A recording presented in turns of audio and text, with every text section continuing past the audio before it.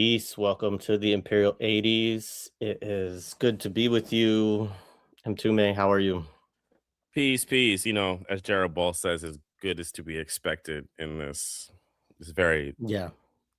imperial moment Yeah, globally. absolutely. Yeah, for sure. We will take a few minutes, of course, up front to say just a little bit about the events of this past weekend. Obviously, folks who follow our channel know we did a couple of things this weekend. We did one with Alex Avina and then another one with Chris Gilbert from Caracas. Yeah, just a horrible, moment of U.S. imperialism that we're, obviously continuing to be in. But this was, in many ways, very 1980s, you know, in a lot of ways, Yeah, They think of Noriega, as other folks have brought up, also Bertrand Aristide Aristide. in Yeah. Haiti, which of course was like in like the early 2000s, hmm and there was stuff with the 90s too, but he was actually kidnapped in that period, and so yeah, not something totally out of history for the United States, and obviously the United States has assassinated a lot of hmm leaders as well. Um, but definitely, there was some interesting commentary in one of the chat threads that I'm a part of, just about like the need for the spectacular, right? Like that if the old modes of colonial, like kind of imperial coercion, are all failing, if sanctions don't work, if threats of violence don't work, if stealing oil and everything else doesn't work, then you send in the fucking Delta Force, right? um, Literally, right? yeah. So, yeah, and I know that it's still a very developing situation. I know that the government, as of now, is still intact in Venezuela, and certainly the masses are mobilized to defend their project, and you could see that. Definitely a little bit on Saturday, a whole lot yesterday on Yeah. Sunday. After I think people probably got over probably what was some initial real fear that they would be bombed or something like that for, Yeah. going out, which I get it. If there was that much, the level of violence, I think there were some people who kind of had some armchair discussions about how, you know, that it was done so easily and whatnot. And clearly a lot of people were killed in this operation. And I actually personally am quite skeptical of this idea that no US troops were killed in this operation. It would be Mm. interesting to see if we see some, like, you know, um some contrary reports at some point, or some mysterious deaths that show up in the military. But anyway, that's Right. Yeah. obviously You, all you, conjecture. you'll have to check all these ex-military YouTube people. There's going to be some things that are going to come out. Of course, granted, I don't know if they probably parrot a lot of theories as well that necessarily may not always be true and all that, but I agree with you. I mean, the other thing is, like, it was totally cooked because there's all these reports about the New York Times, like, knowing about it the night before, right? And I mean, I was immediately suspicious when I wake up like 8 or 9 a.m., actually earlier, with sorry, with my daughter, but wake up like early in the morning and I already see a New York Times article like talking about this heroic extraction that happens, which is really a kidnapping. And I'm like, okay, wait.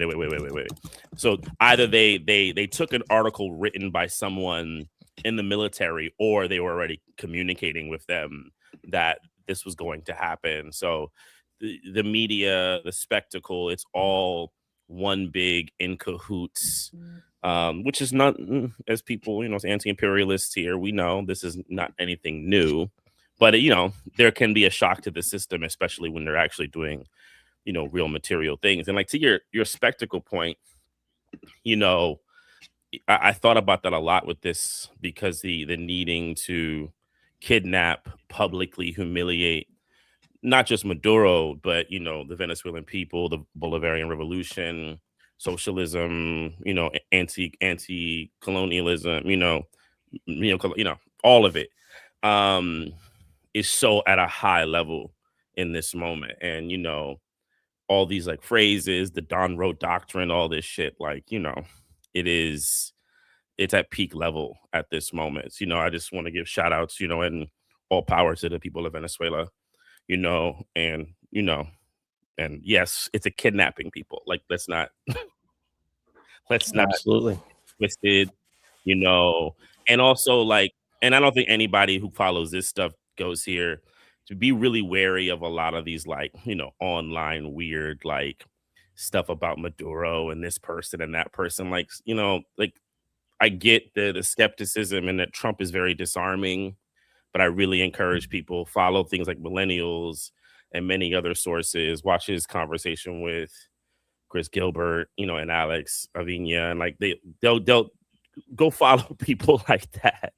I just see a lot Yeah. of weird, conspiracy theory, which is like honestly kind of what this series is about. It's like so many of us watch these movies and you're thinking everything is like a backdoor. Like, no, some things are just naked imperialism, dude. And like they went in there, they wanted something, they grabbed the dude, and they're gonna make it happen the way they want. And that's what it is. Don't get it twisted.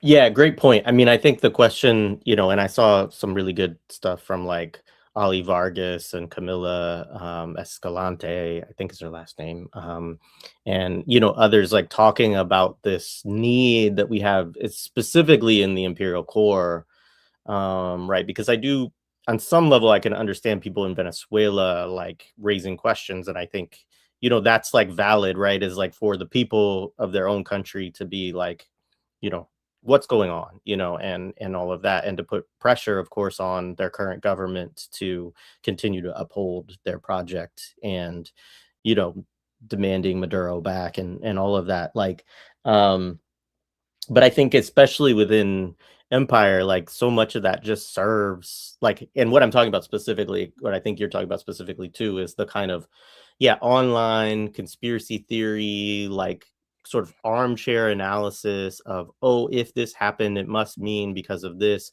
Oh, China was here. Oh, like, Trump has said this, which of course Trump is like, gonna be engaging in psyops and everything else, right? And you can't take his press conference at face value at No, all, right? um and we know that about him, just about everything, right?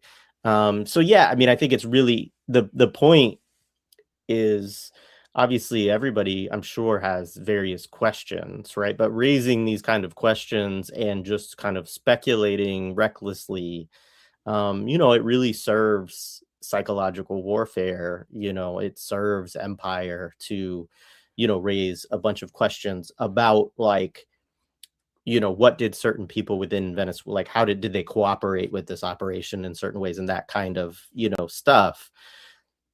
As somebody said, I can't remember who, but like, I think actually it was Maduro's son who said it, mm, something along the lines of like, look, support the government, defend the sovereignty of Venezuela, and like history will determine whether there were people who cooperated or whatever, and we will take care of that, right? And so like right.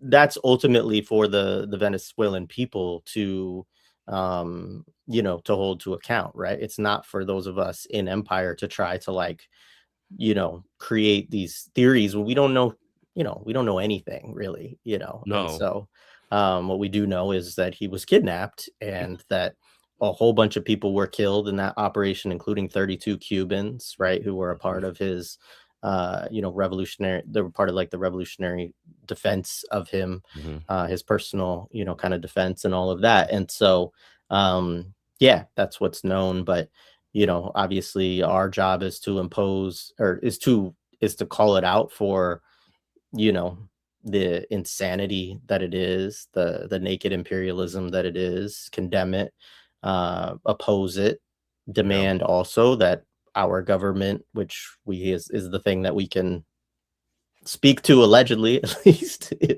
um, that they release Maduro, which I think is one of the things that I think has been probably really frustrating for me about various state responses around oh the world, yeah, is even when, a lot of them condemn it. Like, I don't know how many, if any, even among some of the Latin American countries who obviously have been more forceful in their, like, you know, discussion around this as a extreme violation and everything, which of course it is. Of course it's, you know, a war crime and everything else, and illegal under international law. Not that the United States pays any attention to that. Um, but like calling for the release and return of Maduro, obviously the Venezuelan people and the government have called for that, but you're not seeing it from a lot of countries around the world or politicians. No US politician is calling for it, you know, and at least that I'm aware of. Folks, feel free to No. correct me in the chat if others have seen anything to the contrary. Which is disappointing, honestly, because obviously, you know, this builds upon other precedents. Of course, it's not like the only precedent like this, but you know, it continues to kind of up the ante of what, you know, US imperialism can get away with, and just have people kind of hand-wring around procedural grounds and things like that, you know. Yeah. I mean, I think the only comment I'll have to the one, at least domestically, is that Trump does what Democrats would like to do often, but they're afraid of the optics. I mean, look, Biden had a was a $25 million bounty on Maduro, right? It was 25 by the time he left, and then Trump doubled it, right? And like, there's just that thing where like you just know that a lot of these Dems and a lot of these liberals, they're just very happy that it happened, right? And they won't do it in that manner unless they can, you know, figure out some kind of PR move that works for them, right? But you know, in a you know, someone like a Kamala Harris and people like that and Biden are probably like, well, shit, good, thank you. You know, I don't like how you did it, bro. You know, can we like do this a little bit better? You know, you know, we don't like the media stuff, Trump. But you know, thank you. Yeah, and some of that is a debate between like Democrats and Republicans around what they think works too, Right. right? Like the Democrats think that, you know, having the soft power and the sanctions, and, you know, which actually will be this is a good way for us to begin to transition into Trading Places, right? Because Dun, it is a dun, movie dun. you know, is that, you know, if we set the right conditions, that, you know, we can get these countries to choose capitalism, that we can, you know, get the masses of these countries to turn against socialism and communism. And so that's where we're going to put most of our effort. We still will engage in military operations and things like that, but doing something like this, you know, that's probably not the Democrat Party way of doing things most of the time. It's too messy. It causes too much, you know, international consternation, which is damaging to the soft power and everything else, right? Um, Whereas, you know, and the question too, I think that the Democrats would raise, right, is, and we will see on this, is does this kind of form of decapitation, like obviously Maduro is still, as of now, according to even the Venezuelan courts, although I understand it's still going through further judicial review and whatnot, he's still the president of Venezuela. They're maintaining that Delcy Rodriguez has these kind of interim powers, but they're not yet considering him absent per the Constitution, which would trigger elections. But so that's their way of maintaining his leadership and her leadership through a constitutional framework currently. But you know, the Trump bet is that this will lead to ultimately Venezuela like coming into their orbit and going their way, right? And you know, the Democrats might think, actually it'll push them away. It will further embolden the Venezuelan people to be Good opposed point. to imperialism, because look at what imperialism has done to them, right? And Right. so, yeah, history will bear that out, and solidarity to the Venezuelan people in defending Indeed. their project and their gains of that project. Mhm. All right, so transitioning into the Imperial Yeah. Hades, Trading Yeah. Places. I'll start with just like, so I did not watch this movie in the 80s, and Wow. I don't, at least no, I didn't. I mean, I would have watched it in the 90s. I did watch it. Um, I think I also, the first times seeing it were on Comedy Central, which Mhm, also would have meant that it would have been censored in certain ways, like the nudity would have been taken out. Some of the language probably was slightly changed. Um, and so it was interesting because I have not, it's, I like Eddie Murphy. It's not one of my favorite Eddie mhm, Murphy films. And I mean, maybe we'll get into why, um, but yeah, so I saw it mainly as like a probably a young, like, I don't know, 12 to 15 mhm. range, primarily on cable, slightly edited. And so, which is also not the best. I think it is important actually to see it uh, unedited, even though, um, we'll talk about some of the things that are in it that are, Yeah, gratuitous in certain ways for sure. yeah, yeah. But yeah.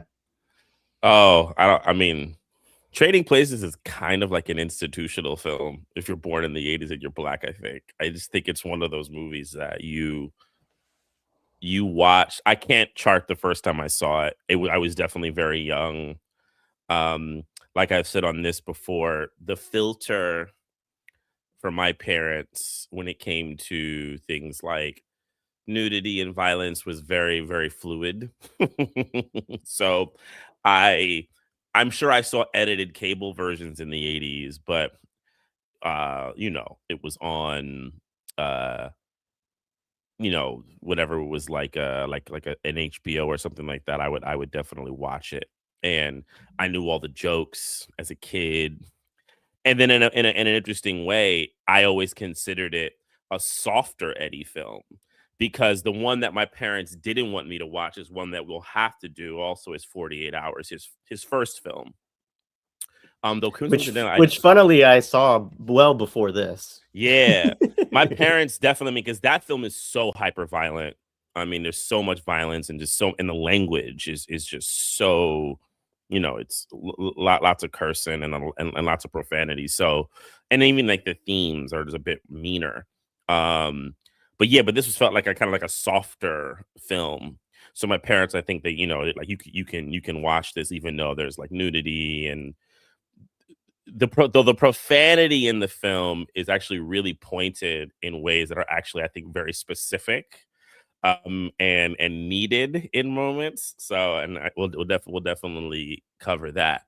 And yeah, and then for years, I think I had always embodied it as a kind of movie that like had a read on whether words that I wouldn't have used young, but like I would use now, things like capital, class, social mobility, so forth and so on.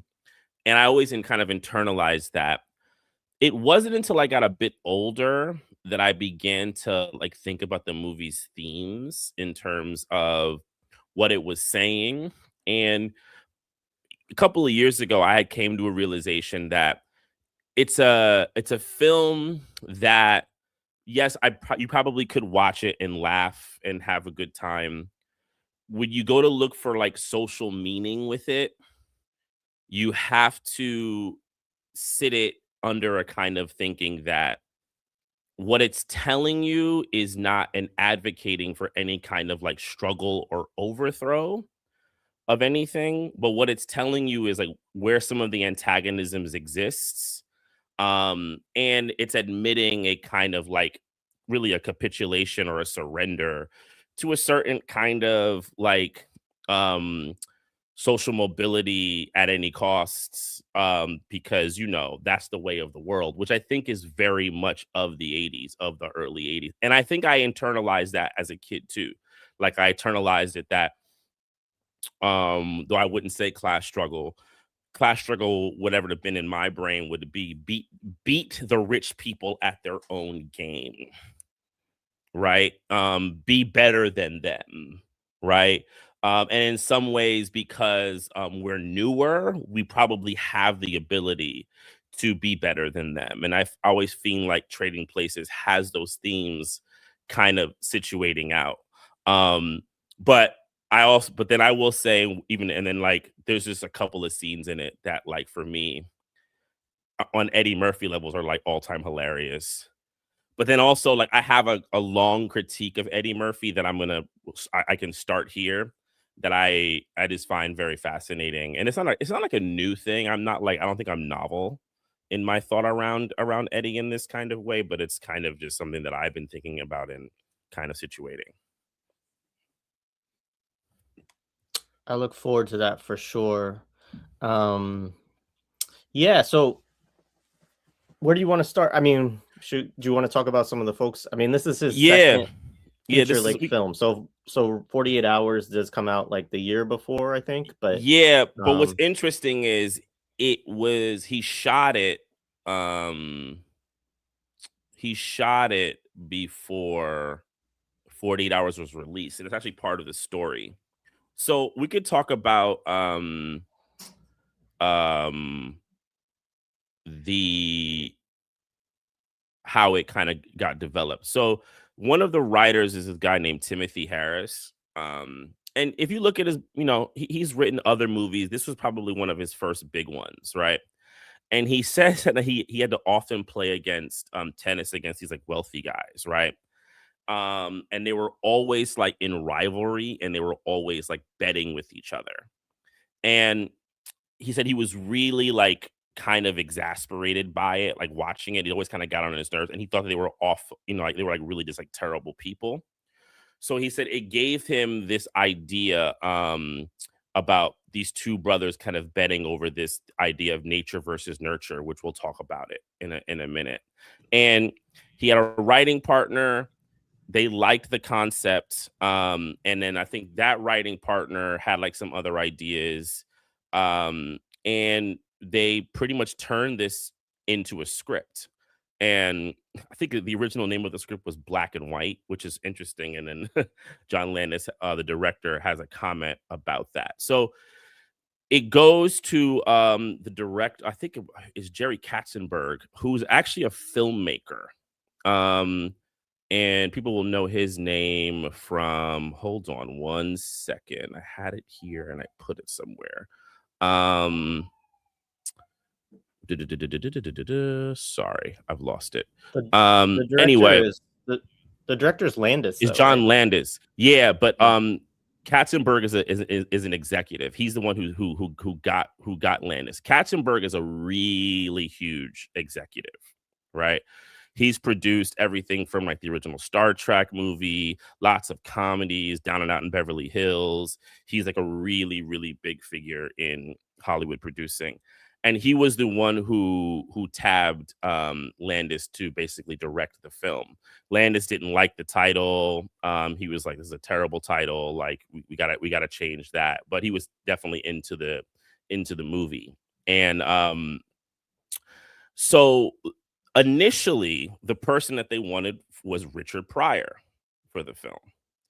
And this is an interesting thing to think about, because I also was then remembered that one of the original people for 48 Hours was also Richard Pryor. And I think many people do know this. I don't want to go down this rabbit hole too much. Part of Richard Pryor and Eddie Murphy's conflict many years later had to do with like Pryor knowing that Eddie was essentially in many ways his replacement, right? And we can get into the politics of that in another kind of like way, and who's right and who's wrong. I don't really care. I think this is this was an interesting kind of thing. Their like whole conflict, but Eddie was on the rise. Eddie, by that point, had done Saturday Night Live.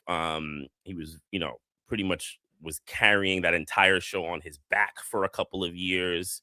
After it kind of dipped and people left, and all the people that we know, it was really Eddie's show with a couple of other people who did some things here and there, and he wanted to transition into movies. And 48 Hours had been shot, but no one had seen it yet, but it was testing really well, right? And everyone was like testing, like they were loving it. And um John Landis had no idea who Eddie Murphy was. He's like, I heard of this guy. He didn't watch Saturday Night Live or anything, but he was like, I don't know who he is. And they said when he saw the tests of 48 hours, he was completely blown away. And he was like, absolutely get this guy. Um, when it comes to Dan Aykroyd, Aykroyd is a bit more interesting, and it's interesting in general with the people in the movie because what I kind of discovered was a lot of the people weren't necessarily wanted for the film. If you actually look through it, it's actually not people that they really wanted to kind of have for the movie. Aykroyd, he did a lot of stuff with John Belushi. They were kind of seen as like a duo. People didn't really think that Aykroyd could really like lead a movie or like have a kind of like thing happening. He had did movies before. Um, they basically the studios initially were like no, right? He had I think Blues Brothers was the movie a couple of years before that Aykroyd did that had the most kind of popularity, right, and most kind of like known. But it, Aykroyd took a pay cut basically to do the movie. He really wanted to do it. They brought him down as a pay cut, and he came in to do it. Similar thing with Jamie Lee Curtis, who's in the film, because most people probably I don't know if people do remember Jamie Lee Curtis's claim to fame is Halloween, and she was seen as a scream queen, right? She was doing all these movies with Carpenter, so forth and so on, and they um they didn't want her. They didn't think that she would be good for the film. The amount that they said she was paid 70 grand for, which is kind of wild. So she kind of like went like super under to basically get the film. But it's kind of interesting to me. We could talk about her role, like that this was the role to kind of change the perception of Jamie Lee Curtis that existed. It just kind of shows you like the limited spectrum of Hollywood when it comes to women. Like this is the breakout different kind of role, right? And it's very interesting in that kind of way. The other really funny story that I did not know until now. So the Duke brothers, right? You have Ralph Bellamy, right? And he was the first choice for Randolph, right? And Ralph Bellamy's an old school actor, old school character actor in a lot of stuff, right? The Don Amici story is fascinating. So Landis had a bunch of other people that he wanted. There was one guy who couldn't. Well, I think it was Ray Milland. He couldn't pass the insurance test. He was too old, so forth and so on. One thing people don't know is insurance for actors is a wild thing, and people like there's many ways because actors have to be insured, and there's many a reason why act. It's not even just like age or ability. It can be things like criminal history, all types of stuff. Like it's kind of interesting when it comes to like being able to insure an actor. It's actually really a fascinating thing. I digress. So Landis had thought then of Don Amici, right? But then someone said that Don Amici was dead, right? And Landis was like, "What? He's dead? I don't understand. He's dead, right?" And they like went to SAG. Don Amici, they didn't really know if he was alive or dead or not, right? And he hits a friend up, and a friend's like, "No, I've seen Don Amici. Like I've seen him like in LA, like on like doing something." So they go through this like thing, but some people still think he's dead, and so forth and so on. So they find him, and Amici's like, "Dude, I haven't been in a movie in like 10 years." And they're like, "What?" And Amici basically says, "No one calls me." So I think They all all think these I'm people dead. probably just thought he was dead. That is such a 80s story, right? That's such a pre-internet, pre-Facebook, like, we can't find grandpa, like, I mean, wow. Yeah. Wow. Yeah. But then on like the side of that, when they did find him, the studio didn't basically were like, we don't want to pay for this guy who hasn't been in a movie, so forth and so on. But Amici like really fought for it, and they ended up like not giving it, making him take a pay cut. I don't know how that kind of happened, but he ended up being, in it. And I mean, I think for the better for the movie, both of them being cast as the Duke brothers is like a major win for this movie. I think objectively, at least for box office and like the legend of the movie, it's like a major win. Yeah, and then like yeah, I mean it's shot and we'll talk, and I'll be curious, Jay's, because you're a Philly native. I'm very looking much forward to these. It takes place. I'm not native. I mean, resident. Not a Excuse me. native. Yeah. Resident. But Yeah, yeah, resident. yeah. I But have a lot long of term thoughts on it. Oh resident. yeah. Yeah, yeah. But Philly, Philly is like the main kind of center of the film, though you do have a little bit of New York. Some of it is shot in New York. They said mostly a lot of the interiors were shot in New York, but all the exteriors are definitely in Philadelphia, except for the few times they head into New York City towards the end and other. I think it's probably the only time.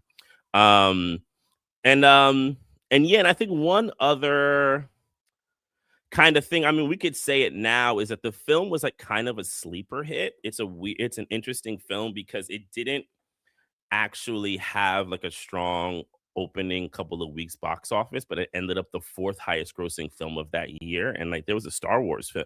He said it's like Star Wars and Tootsie was also in that year, which were like massive movies. Like, but it wasn't shot for that much. I think it made like, I think it was like a $12 million film that made like 150 million or something like that. Like it made a ton. It was like really popular. But and we'll talk about this. But then like it's also very popular amongst Wall Street people. They love this movie, right? And people in capital really like this movie, and they're really into it.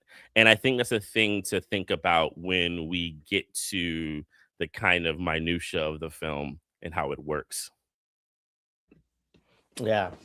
No, I appreciate that breakdown. I mean, yeah, the Philly stuff is everywhere. I mean, obviously, even from the very opening scenes, you get a lot of little shots of Philly. It's kind of funny. I mean, so that is interesting because when I watched it, the times I watched it growing up, I that didn't even register to me because I wasn't, I hadn't been to Philly. And, as a kid growing up in, rural Southern Oregon, like, we kind of like, well, we live in the country, a city's a city. So like any city in a movie to us at that, in that age was just like, okay, like that's the big city. Like it doesn't differentiate. But it is, I mean, Philly is a kind of, character in the film in a certain way.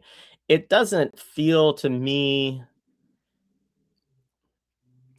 So I'd be interested in what other Philly people think about it. Like, I don't know that it gets the character of Philly that well within the film. Like, Eddie doesn't strike me as a Philly resident, and neither does Dan Aykroyd.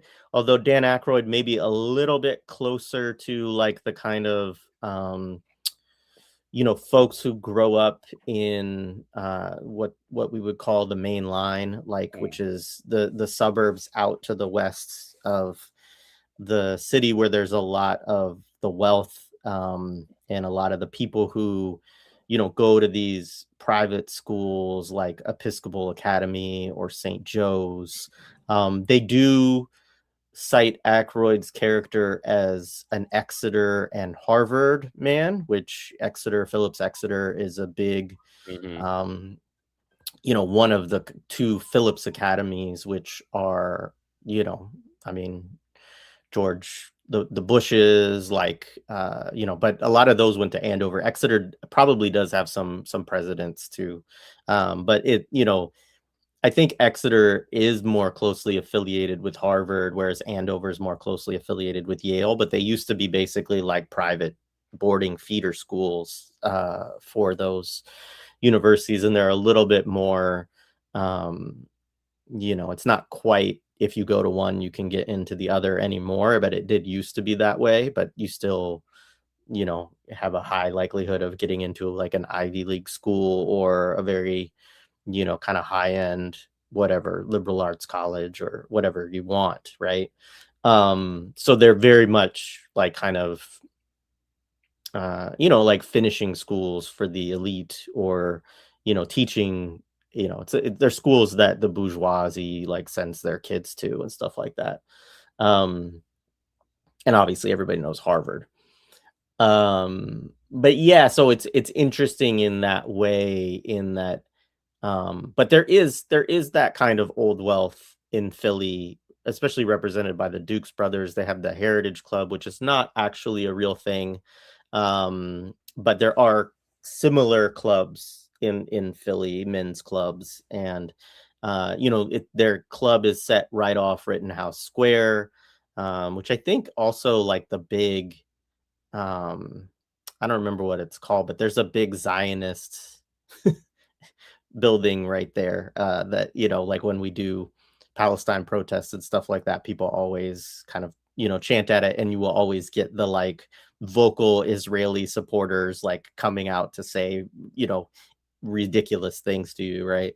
um anyway, I digress. So yeah, you get a lot of the scenery of Philadelphia, but I definitely didn't feel like, I actually think Rocky does capture, in the same kind of era, does capture a little bit more of kind of, feeling authentic to at least Italian white, Philadelphia in that period.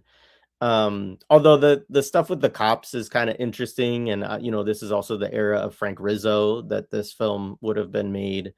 Um, and yeah, it was an interesting aspect to watch it now and to look at how prominently Philly features in it, as a destination. Like you said, the only parts I had questions is on some of the streets. I was like, that might be New York. I'm not sure, like some of the like apartment type shots and stuff like that. Although there are areas of like Old City and downtown Philadelphia that do look a lot like, New York, in terms of like having some brownstones and like that kind of stuff. Um, and somebody could correct me in the chat. It might be that all of it there is in Philly, but I do think you're right that primarily the main scene that is definitely filmed in New York is like when they go to Wall Street and Yeah. that whole thing. But Yeah, yeah, you would probably be correct on like things that like maybe like when they go to Ophelia's apartment and that lead up shot, that could probably be New York if they just wanted to get a quick exterior before they would enter in the interior. Steven brought up something that actually is true. Steven asked, wasn't there a Wall Street law created named after this movie? Yes. the It Eddie Murphy actually law is It's what called the it's Eddie called. Murphy Law, and it happened many years later. Like in Yeah, like like it's like 2003 or something like yeah, that. it was many, many, many years later. We can get into that when we get into towards the end. So to kind of like tie in though, and we can start getting to the actual movie. The reason why they chose Philadelphia is because of the interest where they said it's where America was born, right? The I mean, you see it. One of they have it starts with like a montage of all these things of like high class and then like working class, and like they're trying to show definitely like the class stratifications of the United States. But one you get is what a nice big shot of the Liberty Bell, right? And look, I was in New York's public school student. We took the Philadelphia trip to go see the Liberty Bell. It happens. I mean, if you went to New York City school, it happened. They bust you down to Philly to go see the Liberty Bell so you can know the foundations of the United States. Right? You're gonna say something, Jay? Yeah, no, I mean the Betsy Ross house, there's all that kind of stuff. Yeah, right. They did show a statue of Benjamin Franklin too. One quick thing before you continue, I did want to mention, you mentioned, was it Timothy Harris? What's the writer? Yes. Hmm. I do want to just shout out that he wrote the screenplay for Kindergarten Cop, which is I think Right. probably the best piece of cinema post like 1950 maybe or something like that. So And we just miss it in Imperial 80s. I know. It's an Imperial 90s movie, man. I don't know, man. We got to revisit this. There's a couple 90s films that are just 80s logic that we have to kind of like grab down. And two of them are Arnold movies, Kindergarten Cop and Total Recall. Like we Yeah. kind He of got to also pull. He also interestingly wrote Twins, which is actually in certain ways kind of similar to this film in terms Yes. of it's kind of like, but yeah, anyway. But no, good you brought that up. One of the other things about the films is that they felt this film harkened back to 1930s and 40s kind of Frank Capra movies. of these kind of like the caper to get the rich, get like the big rich people. Um, I mean, I'll say it now. I mean, the fact that the music that you hear at the very beginning in the montage is the Marriage of Figaro, which is like a very classic Western, the servants, defeat the master. So they're already kind of invoking this liberal, class antagonism kind of stories that are like popular throughout things like Shakespeare and all kind of enlightenment, different types of stuff. So, that the cunningness of the people who are below the rich classes, whether it's the feudal lord or the capitalist class, can outwit the them and essentially take their position, which is a lot of the themes of this stuff, and they wanted to kind of harken back to that. So I think Twins, this is a kind of an archetypal film, right? It's like an archetypal way. It's like, but it's like adding new people into the archetypes. One particularly a black man, which I think is like probably the most relevant of it all. Is like is doing the kind of racial commentary around something in this way, because usually they would just make it a kind of class-based thing around white people. It would be this kind of class antagonisms, and like the poor white would be able to kind of figure out their way. Sometimes they would like racialize the white person, make them like Irish, right? Or Italian. I mean, you think about that in like the gangster films, people like Cagney's movies and things like that, in like the Code period, or even going further on. A lot of that has to do with that, the Mediterraneans, or the kind of lower stock. And I say that very pointed with this movie. The lower stock, the lower hereditary white people would take out the more kind of like classic WASP class. But no, they now want to insert the black person into this kind of, this antagonism. But yeah, like the Marriage of Figaro, it's thrown in there, the Liberty Bell. And like, so like, I think the reason why they have a reductive read of Philadelphia is because their only read of Philadelphia is this kind of like invoking of like the colonial and the old like classic America. I don't really think they have any real interest in Philadelphia past that. And it is evident because like, I think as a kid, I probably thought it was New York half the time. Yeah, it's weird because it's not really like, it's like, I mean, obviously it's the scenery of the film in a lot of ways, but there aren't like, it's like shots, but the shots don't connect into what's going on in the movie in any way, if that makes sense, right? Like you don't see Eddie Murphy like engaging in things that, whether it's food or whatever, right? Or just talking, even like, I'm not talking about the Eagles, like, I mean, like, anyway, yes, but it is, I think like you said, it's kind of the old America, old money, Yeah. kind of thing, right? These guys, the Dukes, are really supposed to be representatives of the American ruling class going way back. And I think that's one of the most interesting things about the film, like for us to kind of unpack as a read of it, right?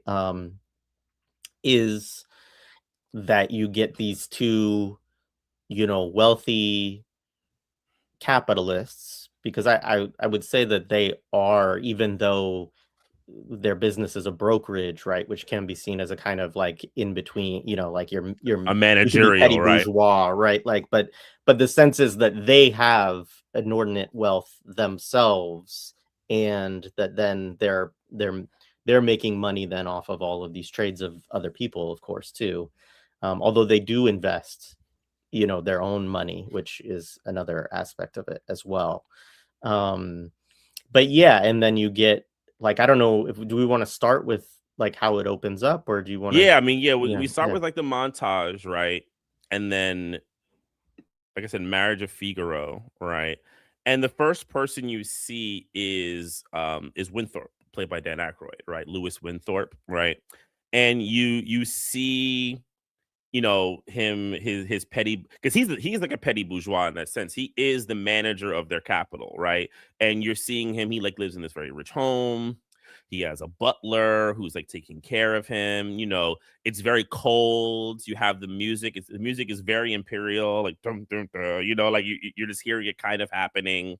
You just see like this, and like you see him like get ready. He goes to work. He's reading the newspaper. He's checking his stuff, and he goes into like the banking area where he works. And there is this, the way it's shot, like they really want you to see like the largeness of like the hallways, the buildings, the massive amounts of people who make it work. They're working very diligently. Like they're working even before he gets there. Like, like they've, the people under him are already working. The machine is moving. He has to kind of go in and kind of do his part right now. And he goes in and he goes into his office, and there's like these old school computers with the old green the kind of green flash. I always I do get nostalgic for that, to see the old like green computers, green on the screen, I mean, because of the way the letters Yeah. are, right? Yeah. And the first thing he says, and I think this is very informative, and this is why I would call them capitalists, is he says pork bellies, because they're commodity brokers. And I think that's something that I think is interesting in the film, because where they're trying to situate where like the biggest purveyors of capital are, right? They sit in these parts, not like in like BMW making. They sit in like the things, the essential goods. And they talk about it later in the film when they give Eddie his commodity broker lesson, right? And what commodities are lesson, right? And you just see it. Like they kind of like just rush you right into it, right? And they kind of set that up that you're going to be in this kind of high class area, right? Which then pivots you right to the Dukes, right? And it's funny because like there's hardly any dialogue when it comes to Lewis early. I mean, he's a worker in that kind of way. Like he goes in there, he's a high class petty bourgeois worker, but he's a worker in that kind of way. He has to go there. He's a manager. He goes and he makes it happen. He's I want to say he's a robot as much as he's like a high functioning button, right? He makes it happen. And it pivots right to the Dukes, who you see, and I find the Dukes hilarious because like you have these two brothers who live with each other. There's no sense that they have a wife or they have wives or children, right? They like live. I mean, if it wasn't for the fact that there's a quick line later in the movie that there was a mom, you'd almost think these people have lived forever, right? Like they're That's a good like point. yeah, they feel like they're kind of vampires in that way. Like you wonder how old they are. You don't know, right? Like they want you to get this kind of hyper real sense about them that like they are forever, which in a way, if you take the metaphor away, they do want you to know that. They invoke it later in the movie that like the Dukes have been here since like pretty much the beginning of capitalism, right? They are as old as capitalism itself. They're like a foundational bedrock to capitalism. Like capitalism in a way could not survive without the Dukes and vice versa. Yeah, they do. I mean, it's later, but they make the comment of we built this, like basically like the commodities trading is like that our family built it basically. So yeah, it is. I mean, very representative of old money, Yeah. and I think that's like, I mean, I don't want to get too ahead, but in certain ways, it ultimately in the end kind of becomes a kind of new old money versus new money discussion, which I don't is, think sort of. I think it totally is that. yeah, Yeah. which is also a very 80s thing, very Mm-hmm. much, Mm-hmm. and we'll talk about that and like kind of I think there's some strength to certain aspects of the critiques in this film, and then there's also some ways in which it really fails to deliver anything that can transcend or overturn the kind of Mm-hmm. contradictions that it lays out, right? And I think that's unfortunately like by design. um yeah, so The next part the really next is they're in the car and they have the conversation. Go ahead. okay, yeah, go ahead. No, you can go Yeah, through what. so So the Dukes are in the car, and really two things happen. And this movie does this a lot, which I think is actually screenplay wise kind of slick and cool. They like to do like more than one thing at once in the film. So one of the things that's happening in the car is you're seeing Randolph and Mortimer are their names. Don Amici plays Mortimer, and Ralph Bellamy plays Randolph. Randolph is reading a magazine, and he's kind of like just going off about the magazine. And we'll get into what the magazine talks about in a second. But Mortimer is paying attention to their stock prices, and he has this lack of faith that Winthorpe's read is correct. Right? He's like, look, man, we gotta like get out of this. Like, let's sell. Let's get out of here. And Randolph is like, no, like chill. But Randolph's also preoccupied with this various reports that people are talking about an argument of nature versus nurture, right? Or hereditary versus environment. That's what Mortimer calls it, right? And Randolph falls on the idea that it's all about your environment, right? Your environment kind of dictates the person you become, right? Which on its face could somewhat seem like an egalitarian argument, right? But we'll get into that in a second, right? And I do think this is kind of slick. I do actually like this end of the movie. This is a part of the movie that I really think is actually mostly well done in this way. While Mortimer is all about hereditary, and you see it kind of go like even further and further and further and further, right? And one thing that then happens is Winthorpe has this postulate about pork bellies and about the sock, and like it, that they should not do it. And basically, Winthorpe ends up being correct. I can't remember commodity stuff. If you remember it better, but I can remember like the highs and lows of the numbers of the movie, which I don't think is actually not that necessary. And there's actually a funny joke about the end of the movie that we'll get into it, that no one actually understands what happens, but no one cares. About the actual money. Yeah, like this, like people have never really been able to understand exactly. They just know that they win at the end of the movie, which is kind of funny, and that the Dukes lose anyway. But they see that Winthorpe is correct, so the argument hits like the next stage, and the stage is Winthorpe is correct. Why? Is it because he has good hereditary genes? A eugenics argument, right? Which is Mortimer's position, or is it Randolph? He says no, he just had the best schools, he's had the best environments. This is why he has risen to the top, and also like we've given him a lot too, and that's a big thing on Randolph's also. And this is not like an egalitarian we've given him. Like we're dope, and we put him in the best places. So in a way, Randolph's also kind of like saying that we made him.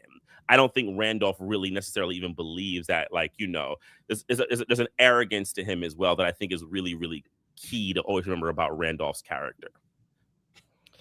Yeah, absolutely. I mean, you get before, like, it's sort of like there's the stuff happening in the car, right? And then they get out of the car, and then that's when they interact with, Eddie Murphy's character for the first time. After, yeah. Yeah, and then they go into the club and it kind of continues, right? And so that's then also where you get into because Randolph also upon, meeting Eddie Murphy, who in this scene is pretending to be disabled, pretending not to have legs, and also to be blind, right? And and then tries to like basically get them to give them something, and like as they come out of the car, like sort of asking them for money or anything, and of course they're like disgusted and also refuse, and also are trying to get like basically I can't remember if they call police, and I think that's later because it's Dan Aykroyd's character that actually like does the whole like telling the cops on him kind of thing, and also makes up something that he really wasn't doing, which is an interesting, scene. But they go from this first interaction to then into the men's club, which is called the Heritage Club, which is interesting because it's also a blend. I mean, one heritage, right?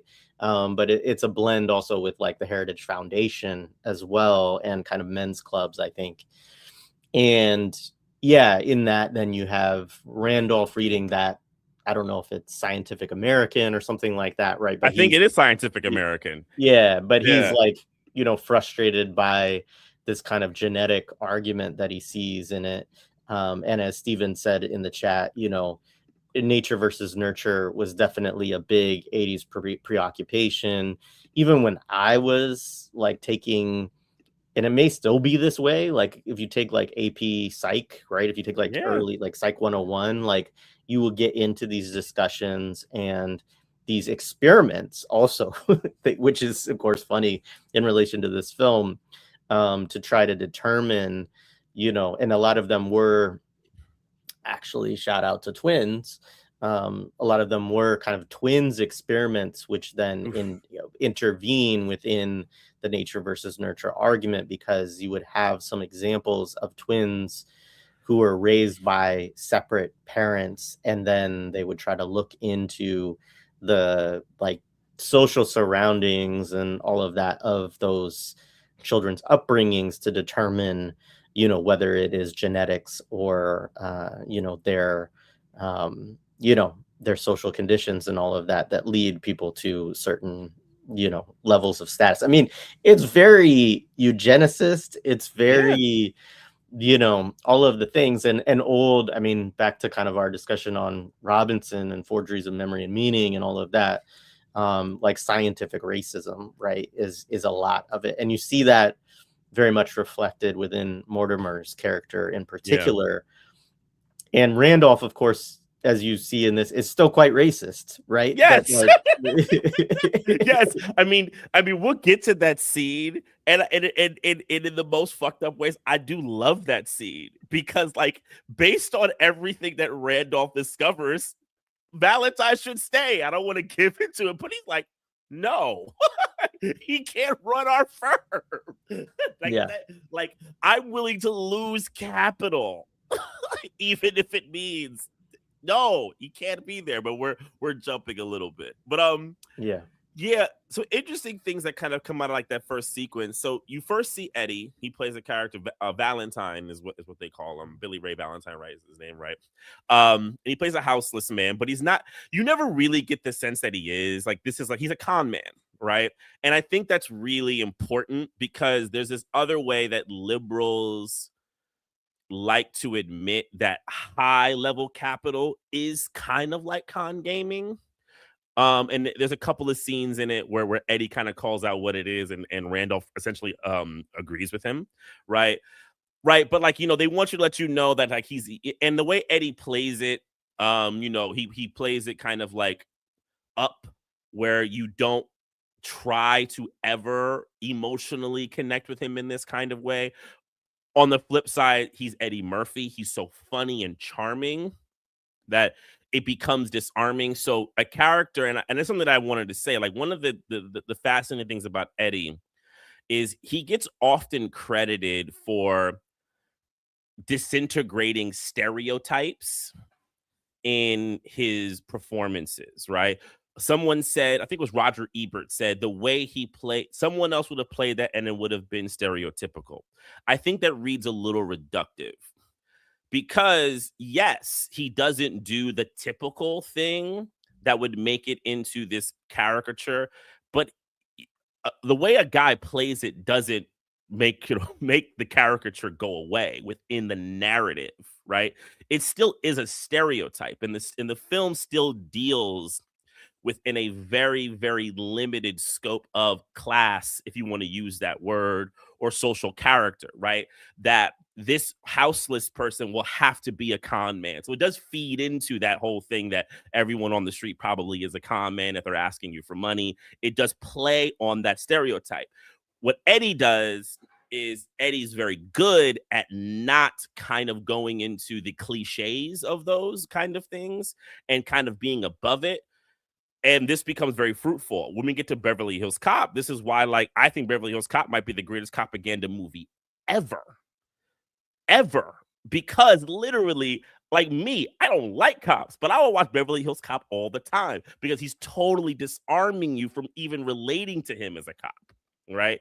So you're like taking the stereotypes like kind of flying out the window, and it happens early, right? It just happens early. Eddie is just so strong with it, right? And he's able to kind of like glide above the typical with it, Yeah. and and you just watch him and you embrace him in that kind of way. This is part of what made him so brilliant, but also like I want to say he was dangerous, but maybe he was. Like you would say the representation or the utilization, him as a utility becomes very dangerous in that kind of way.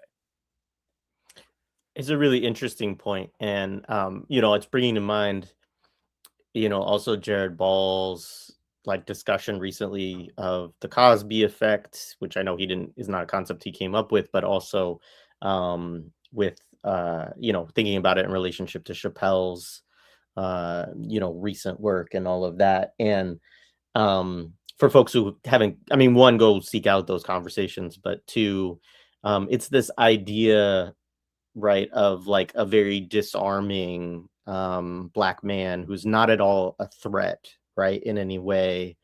um and Cosby obviously is kind of like, he obviously is an important figure in the 80s, who obviously is challenging to talk about now because of all of the rape and sexual assault kind of stuff that circulates around him.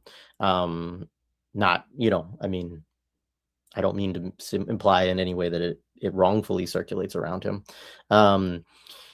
But um, the interesting thing that, just to touch on Eddie Murphy for a minute and his, significance, is very interesting, right? Because you do have a period in which I watched this documentary on, I think it's called Eddie, something like that, but it's on Netflix right now, which I know he has a big contract with, so I'm sure it was just like a kind of contractual thing or whatever. But he does talk about how, you had Sidney Poitier, right? Then you have Bill Cosby, then you have Richard Pryor, and then you have Eddie. And there was kind of, to get to that Pryor Eddie Murphy thing, and obviously both comedically, um, but also in terms of their, all three of those figures, if we talk about Cosby, Pryor, and Eddie, they're all in Hollywood, right? They all do films and TV shows, etc., right? And there is kind of this feeling up until Eddie Murphy that there can only be one, right? That one, like, especially one superstar, right? Not that there aren't other black actors or whatever, but there is like one black lead basically that can operate within Hollywood. And so it does make sense in some ways, right? That Pryor and Eddie Murphy's relationship would be, you would have friction around this because, Pryor is the one who comes immediately before. And like a film like Silver Streak comes out like 76, right? Which is like a very much kind of a precursor in certain ways. Yeah, including in terms of white characters using blackface, which we'll talk about.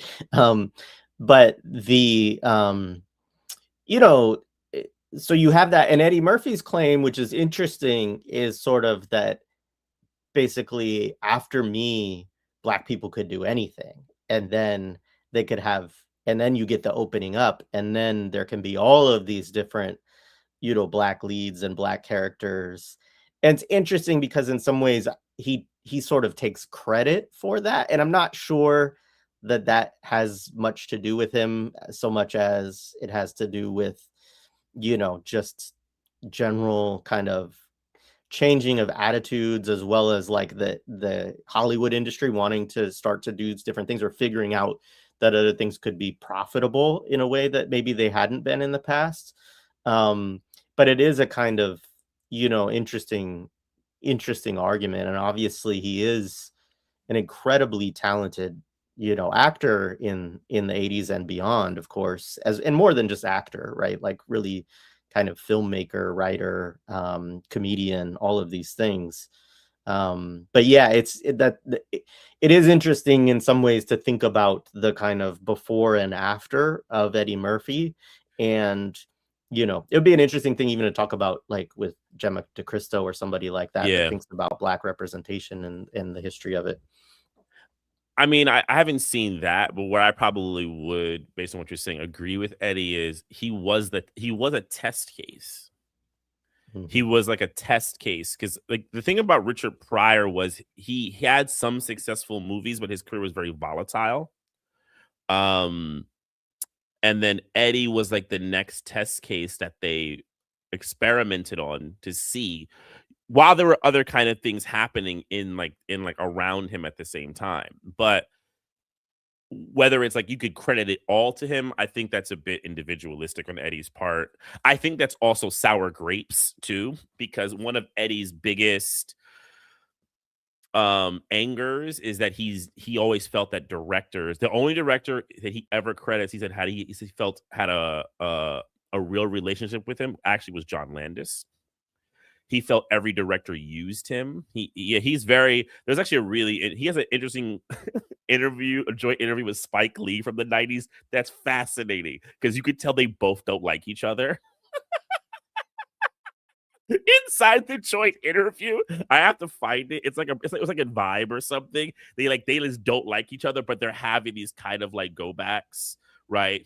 And it partly happened because there was a joke made that Spike something said that he would never have Eddie in one of his movies or some shit. And he said it wasn't really a thing. So like they decided to do the joint interview, but you could tell both of them dudes do not like each other at all, right? Which makes sense, right? And I don't want to have a plant flag here, but I won't do that. Actually, I won't go down that rabbit hole. But I would agree with that. In short, with Eddie, that he was a test case in this kind of way. So to kind of go back to the movie, kind of in that same scene, one of the other things you see about the Dukes, especially with like you being in the early parts of Randolph, is if you go into like that club, everyone in the club is a white person. Though I tried to count it, almost all of the servants are black men, right? I tried to count. I forgot. I wanted to take a count, This and there's this scene where Randolph gives the dude $5, right? Like here's as your his bonus, Christmas bonus. as Yeah, his yeah. Christmas bonus, and the guy plays it perfectly. He's like, "Oh, I can go to the movies by myself." Right? And Mortimer's like, well, it's from me too. And he's like, oh. Yeah, half of it is from me. And it's like they really do, like, they throw like the kind of class antagonisms into it. But what I think is interesting is, and you saw this kind of happen, I think, in the 80s, where they wanted to keep the kind of class antagonism stuff that they had in old movies, but like I said before, throw black people into it. Because black people were now, I guess, socially accepted as the new underclass, right? But what this movie does, it posits the very liberal idea that black people can also be part of that kind of social mobility class if they have some refinement, a Yeah. refinement project happen to them. Yeah, right. And I mean, one other thing just from Mortimer in that little sequence of things after, that you have Randolph reading the science, they're in this kind of debate, right, about nature versus nurture, and talking about these two characters which they've now met, Eddie Murphy's character Billy Ray Valentine, and then Winthrop, who's Dan Aykroyd's character. And or Winthorpe. Mm-hmm. But you get this line from Mortimer: with his genes, you could put him anywhere and he'd rise to the top. Breeding, it's like racehorses. It's in the blood, right? And so, this is Mortimer's perspective totally, right? Is that and this is a very, there's a long, I mean, there's still this like freaking, I see Venezuelan opposition members tweeting out stuff similar to this, When so you read out that thing to Alex, I was just like, whoa, that yeah, was yeah, wild. yeah, yeah.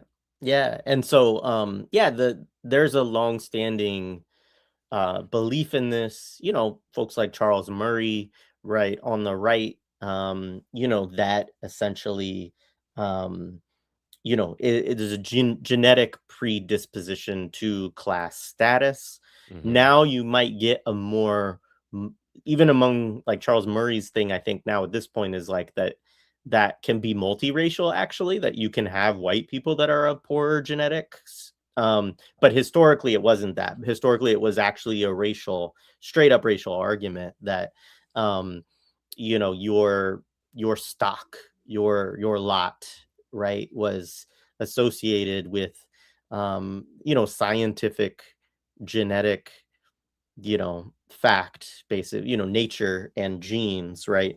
That led to you to where you sat. And of course, obviously,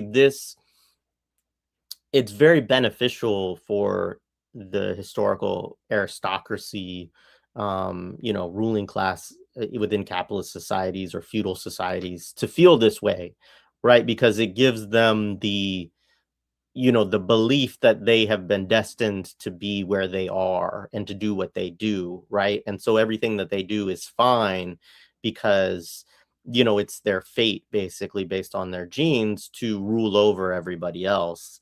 And you do kind of get the sense throughout it that both of them deep down sort of feel this way, but Randolph is more, at least makes the argument and is interested in placing the wagers on actually if you put people in the right positions, if you give people the same benefits, the same uh, you know, same sort of the kind of like white privilege argument to a certain extent, right? Like if you give people all of the privileges that come with this upper class whiteness that's represented by like Dan Aykroyd's character, then anybody can do what he does basically. Which is an interesting thing, I think, because it is obviously a kind of liberal argument which still can be a very capitalist one, as it is in his case, but it does in some ways undermine the idea that you should be there, right? If all of it is about the conditions that you create for somebody, then shouldn't you want to create those conditions for everybody, right? Like, which is where you could take it to obviously a more socialist discussion direction, which they of course are not interested in the film. But yeah. Yeah, I'll have something to say to that later when we get to the big scene because it in a way I always feel like Randolph is the more successful capitalist. Like he's actually the one that really keeps capital going, and in a way it could be the Democrat Republican argument, right?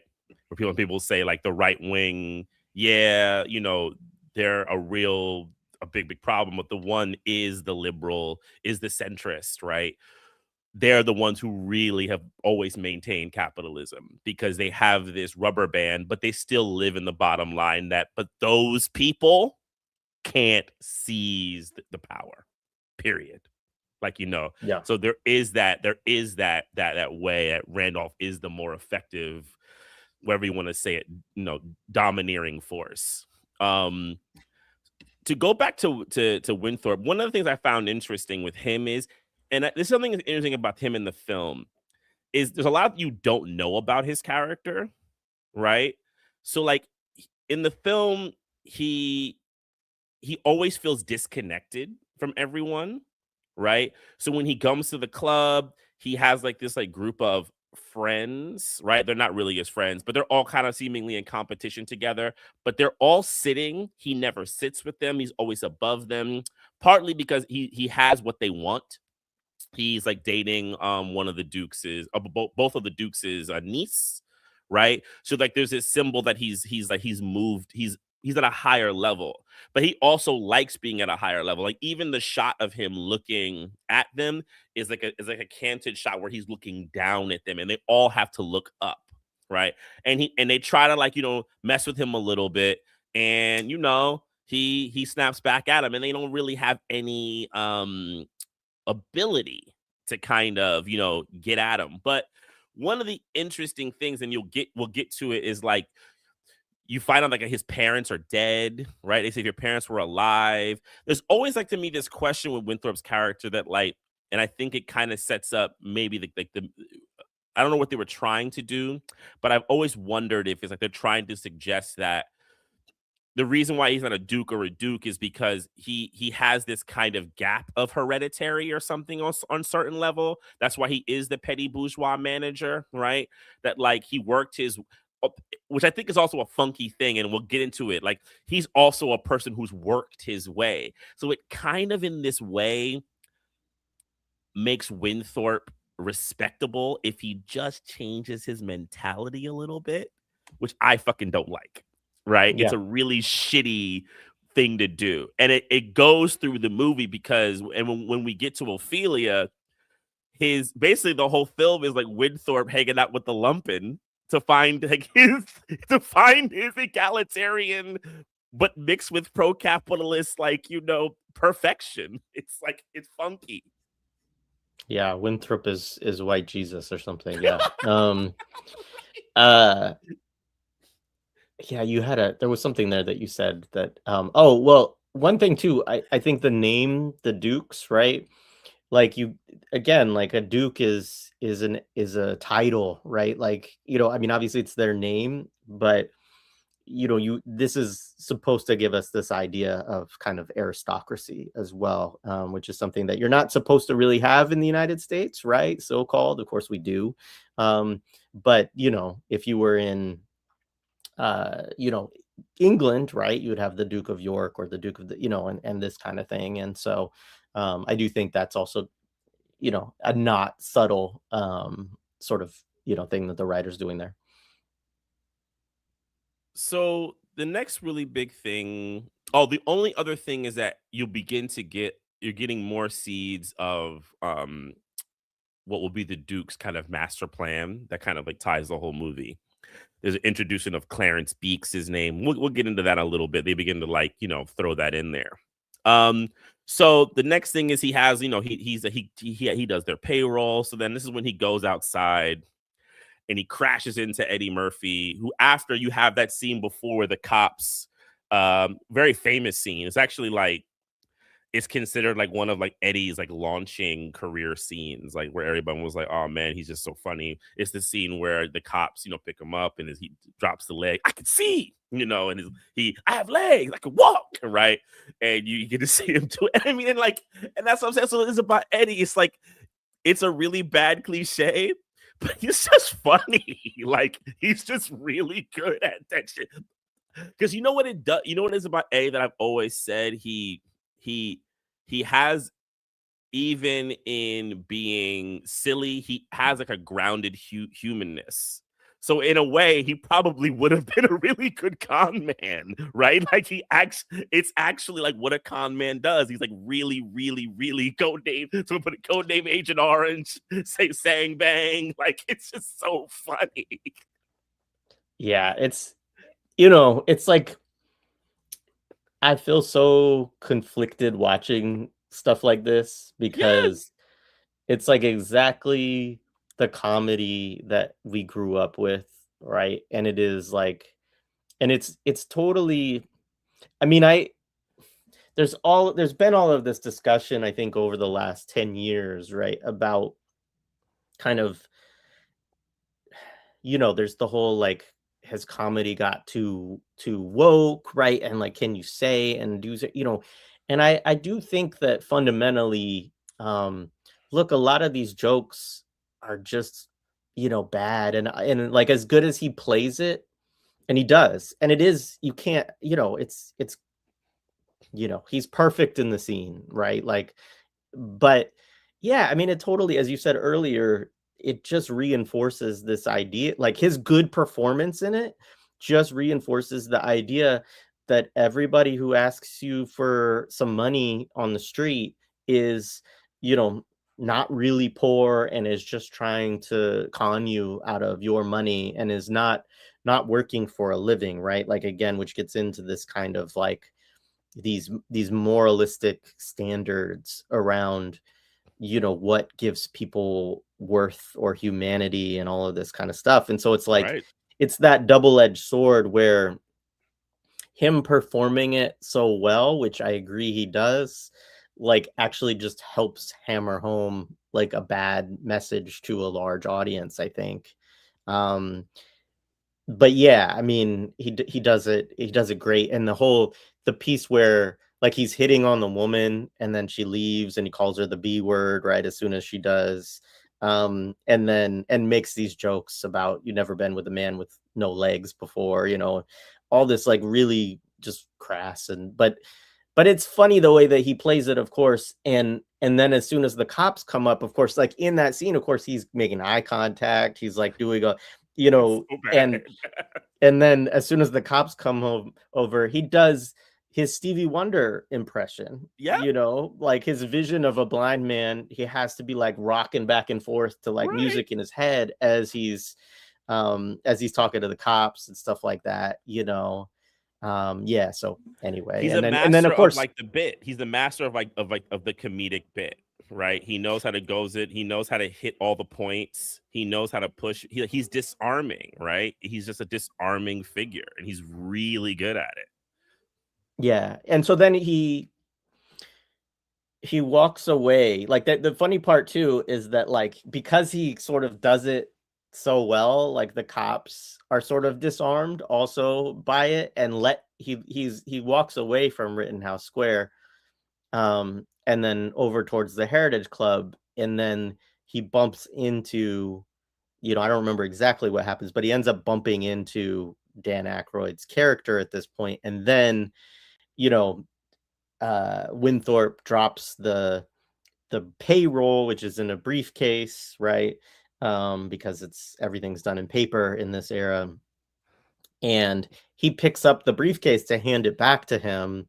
And Winthorpe has like this, racist, hysterical meltdown basically, and is like, oh, this guy's trying to rob us of the payroll, and calls the cops on him and everything. And so that part is kind of, I think, also interesting in some level of Mm. which I don't know would have been true within Rizzo's Philadelphia, like the stories that I tell, probably not that he's just walking away from that interaction with them.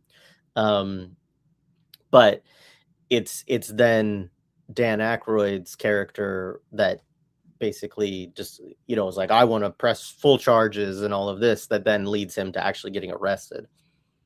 Yeah, I mean, you have that shot of like Eddie on the ground with like all the guns like surrounding his face, right? Um, yeah, I think they probably in real life that would go much worse, but they want to kind of soften it up a little bit for the film. They're not going to have him get his butt kicked. I mean, which is kind of funny about the joke when he gets into jail. We'll talk about that joke, which is actually kind of funny, which actually to me is really hilarious. But this sequence then goes where Randolph and Mortimer solidify their wager, right? And essentially the wager, because like Randolph is just like amazed by it, and like I mean the two things that kind of point here, they're really playing with like the capitalist class has so much power that they're essentially like social puppeteers, right? And I think this is something you see a lot within people who work within Hollywood, and this is where like I always kind of get annoyed at Hollywood's liberalism because there is ways that they understand about the domineering nature of big capital, but they're just so weak when it comes to kind of challenging it, right? They'll admit that big capital has the ability to ruin people's lives on any kind of level, but they won't really challenge it, right? Like they get it. Like, this movie is admitting that like these two people have the power to basically do whatever the fuck they want over people. So like the wager is to so because first they're like, well, maybe we'll have Winthorpe lose his job, but he's like, no, actually, he has to like be destitute. He has to lose everything, even like his fiance. He has to lose all of it, right? And that also that they'll elevate Valentine and to see if by simply putting him in the good environment that he can rise to the top. And they make a wager that at the time you don't know the amount, right?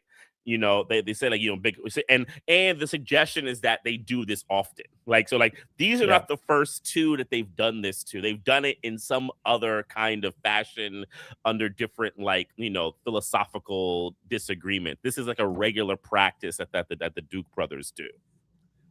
Yeah, it's the usual amount is what they say. And Right? yeah, I mean, you move through the movie for most of it thinking, oh, it must be like some large sum of money given how much Like, they're kind of investing in just doing the bet, right? Because they give right?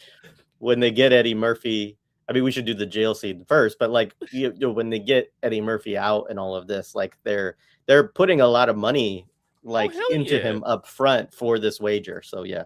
Yeah. Yeah. So yeah, it's like Winthorpe goes back home. They set up that he's he's with the he's with their niece. The funny thing is that like he like really plays up that like he was the heroic one. He says when he's Yeah. when he does that thing where he's just like and to give Aykroyd credit, he does a good job at being this like really shit petty bourgeois. Like he really plays it very well. I've always, you know, to shout out MF Doom, I've always been a really big fan of Dan Aykroyd. Dan So, Aykroyd. Really big fan of Dan Aykroyd. Yeah. Yeah, he's great in this. I always am like remember like how much I love him in this movie, that he does it really, really well. And then you have what I also another thing to kind of show you though that I think Winthorpe is like less is the butler played by Delholm Elliott. You'll remember him from the Indiana Jones movies, lots of stuff. He gets the call from the Dukes and they tell him that they're basically going to, their plan, like whatever amount that they want to like do with their plan, and then essentially they're gonna like fuck over Winthorpe, and he basically says, "Well, it's your house, and I work for you." So this is the other thing you get to realize, that Winthorpe is not of their level, that he's essentially is a hired contingent in many ways manager that they have a social control over. Right. Um, but then it's funny when he leaves, when he calls him a son of a bitch. No, a scumbag. He says scumbag. And they definitely like to play with the whole class antagonism thing, that all the servants hate these people, right? Winthorpe is just too stupid to not recognize, because that's the other thing that I also find interesting, and we'll get to Delholm Elliott's character later, is that he does not have any like lack of like for either Valentine or Winthorpe, so that they kind of like make them in like one kind of like big oppressed class, which no, I don't like that. We could get into that later. I'm not with that read, right? Um, but yeah, the next one is the jail scene, which look, I'm sorry. Like it's one of the funniest fucking things in history to me. It's just so fucking funny, man. I'm sorry, dude.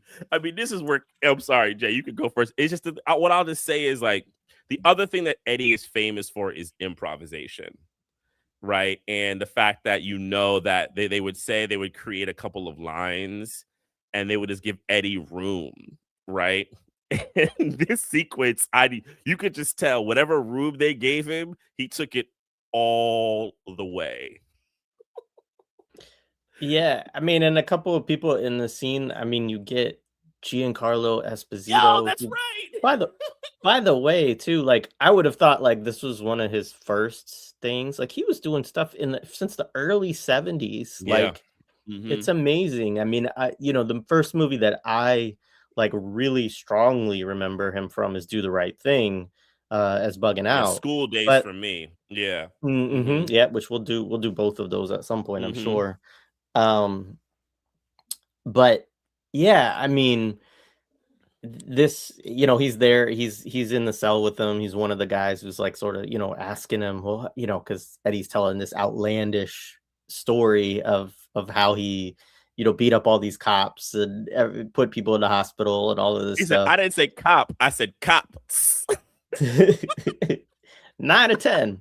Um, and then you get there's also funny, like, so the two really big guys. So I did look into this, so because I was like, they got to be football players, was my thought, like looking at them. And so it is that is true. One of them was more of an actor. So Ron Taylor had a long acting career. Was in a bunch of different stuff. and is married to Deborah Sharp Taylor. And then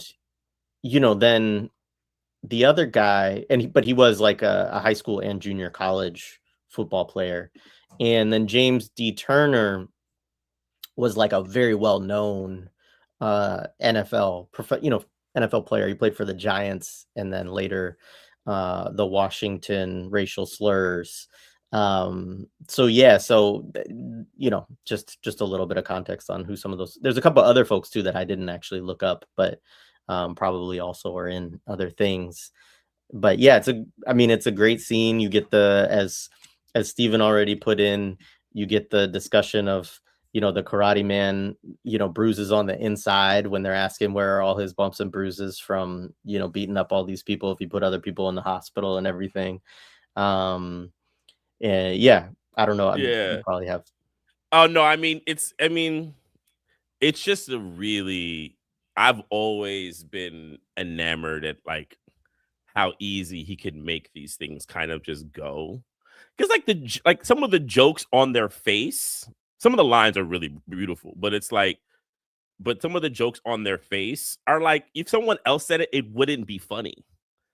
But it's the way that Eddie is able to also. The other thing is about his comedy that I've always said in that kind of heyday period is what he did play it honestly. Like you see a dude in a comedy movie dealing with a situation, because one of the things that I find when I'm really watching it this time is you really realize that Valentine, and I think they use this to their advantage in the film when they try to see his mobility. He's not actually unrefined. He's just somewhat unlucky and unexposed, right? Because when he's in the jail, like he has wits, he's cunning, he's able to do these things. He doesn't look like the quote unquote stereotype really of a houseless person and all the type of stuff.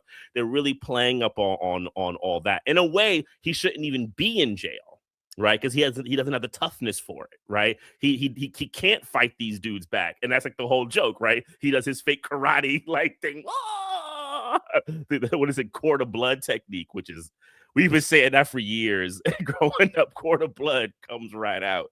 I mean, it's just funny, right? And he's able to kind of play with that. But this is what you're seeing about the character, and I think also why they liked Eddie as an actor, because Eddie, I think similar to Sydney in different kind of aspects, had a refinement of like person. Because Eddie's a very cosmopolitan individual for all his crassness, right? He's a very cosmopolitan kind of guy, right? He's always had those kinds of interests, right? And he can exude that. But he also has a blackness that they like as well. Yeah. I mean, the disarming is such a good word, right, for it, because that's like what he's doing in the scene too, right? Is like, if I tell good, I can talk my way out of anything, right? And that is kind of it'll be interesting as we go through, because I mean, I'm sure we'll do 48 Hours, we'll do Beverly Hills Cop, we'll do Coming to America, we'll probably do a couple of other of his films, through this series. That is kind of a classic dimension of his comedy, is you put him in a jam, right? And then he can talk and joke his way out of it, right? And so literally he is like through the scene, like disarming the situation, right? And it is interesting to think about that as those kind of, I guess, two dimensions of what disarming might mean to people, in terms of like literally, you know, delaying or preventing the violence from actually taking place on the scene of the movie, but also that kind of idea of, disarming people's, opinions of fear of blackness and et cetera, et cetera. And part of the way I guess he does it too is because he's not resorting to violence at any point in the film. He's actually always trying to like get away from it or prevent it from happening. But then to keep it in the movie, this is also to me a very racist thing, because you see the opposite with Winthrop. He doesn't have any wits because he's in jail for like a day and he gets his ass kicked, right? And I think there's this thing that like black street folks have these wits that white people don't. It's like another side of the eugenics argument, or not another side. It is part of that, the broad eugenics argument, the broad kind of racialized thinking. Street people, black people, or certain types of people have these kind of street smarts and they can activate it. And I think that's a thing with Eddie that I think people really attach to. And I think it's Manthia Diawara said this. I could be wrong. He has done some really great stuff on Eddie. But what I'll say is what he talked about was what then Eddie gave to a lot of black people who were kind of like wanting to be socially mobile. It gave them this kind of confidence that they could wit themselves through white supremacy, right? But he says that's a false notion, that you're going to be able to wit yourself through it. But then when we get to 48 hours actually lets you know that you can wit yourself only so far, but a white person will always kind of stamp your ass back into place, right? Trading Place doesn't do that. It has like another kind of outlet for it in a different kind of way. So he gets out of jail, right? And he's picked up by the Dukes in the car, right? And whiskey, right? Mortimer is just so fucking racist, right?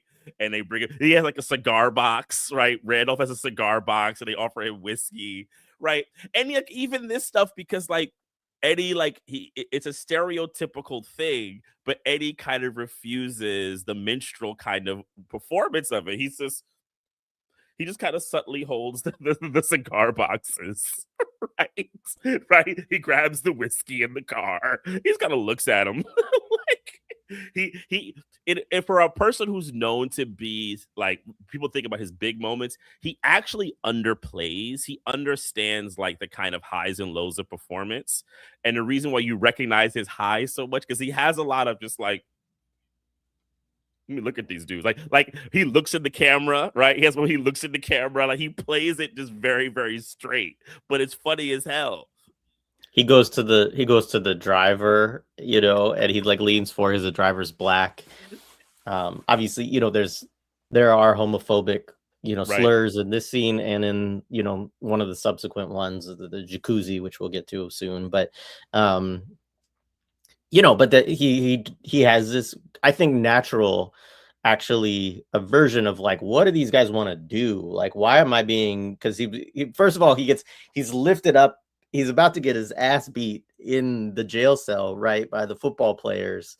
And he calls down, what is he? I can't remember what he says, but he's like, he just sort of not whispers, but calls down like, up here in jail cell number such and such or whatever. Like he's like, so good, he's like, I'm about to. That's what he says. I'm about to beat their ass or something like that. Yeah. Up here, and he's like trying to get the guards' attention.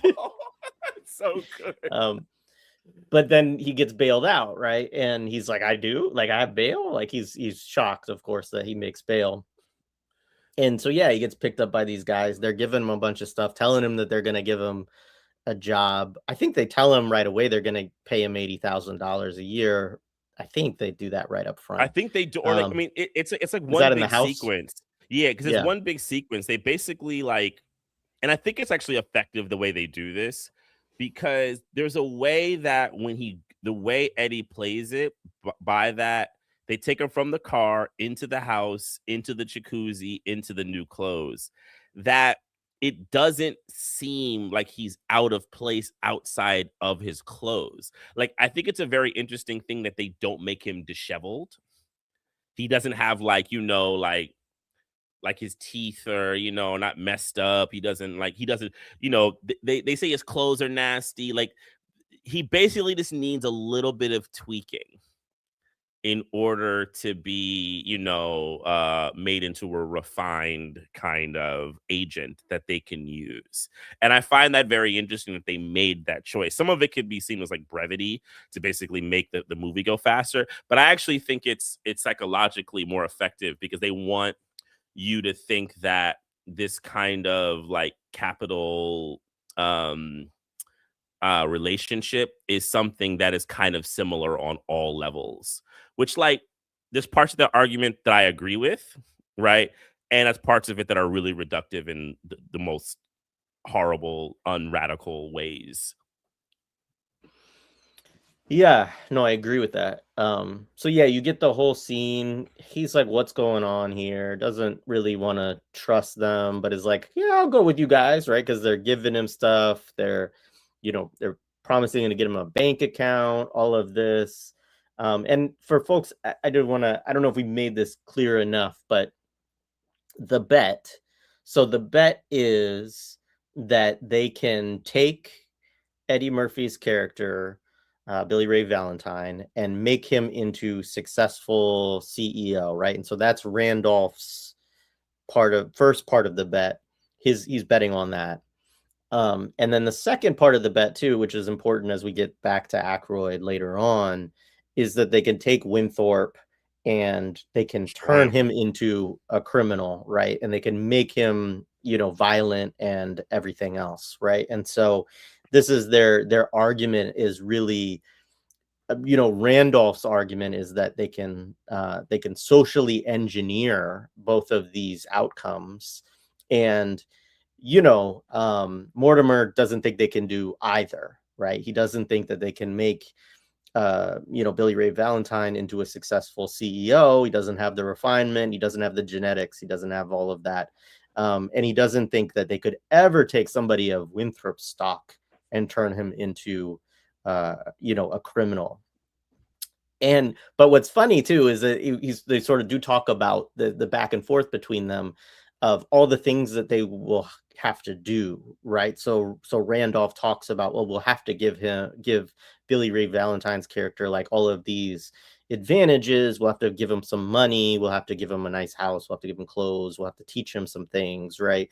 And we'll have to, I think it's Mortimer who brings up, well, we'll have to do some really vile things to Winthorpe in order to take him to that level where he would, resort to a life of crime. And I think it's Randolph who says, well, we've done it before. Right, right, right. And it's the violence part is, I think, the really key thing is that because there's also this assumption on their part, and the film doesn't look, I think, to confirm this assumption. I don't think they want to do that with Eddie Murphy's character, but that all these people are also like violent. Like they will result to like a kind of like really destructive violence, right? And so they place that upon Eddie's character, right? That's like the inevitable result of uh those type of people, whether it's a nature versus nurture thing, and Randolph bets that he will definitely hit that the longer he's there, right?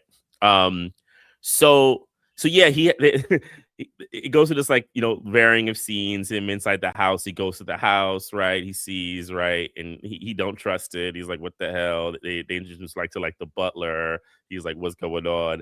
They take him to like the jacuzzi and like the bubbles and all those types of things are happening in it. And there's definitely another like homophobic like, oh, like wait a minute, they're gonna come in here, that kind of idea. Which like I also wonder how much of that was also part of like the popular imagination, because I think when you get to these things like heritage clubs, that's like part of the rumor mills, right? I think to deal with like the things like capital, right? And that really what happens there mostly is big imperial business deals.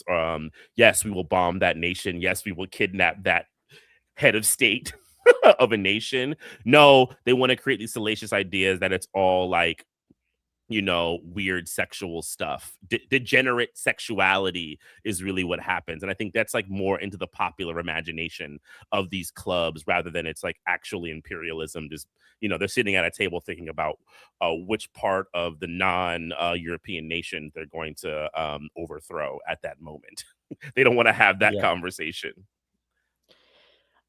I mean, look, I mean, with Epstein and everything else and like all of the Hollywood stuff too that we have, like, it is interesting on some level of like, you know, like where it'd be interesting to look at the script. I imagine those jokes are probably in the script and not Hmm. ad-libbed by Eddie. But yeah, I mean, but yes, I mean, it is, I think it can be for sure a kind of, conspiratorial, I just watched, which I don't want to get into because I know it would totally derail this conversation, but One Battle After Another, which also has like very weird, sexual politics and white supremacist politics connected Right, and in, and like a club kind and of like cultish. and Yeah, that network, right? yeah, Hmm. yeah.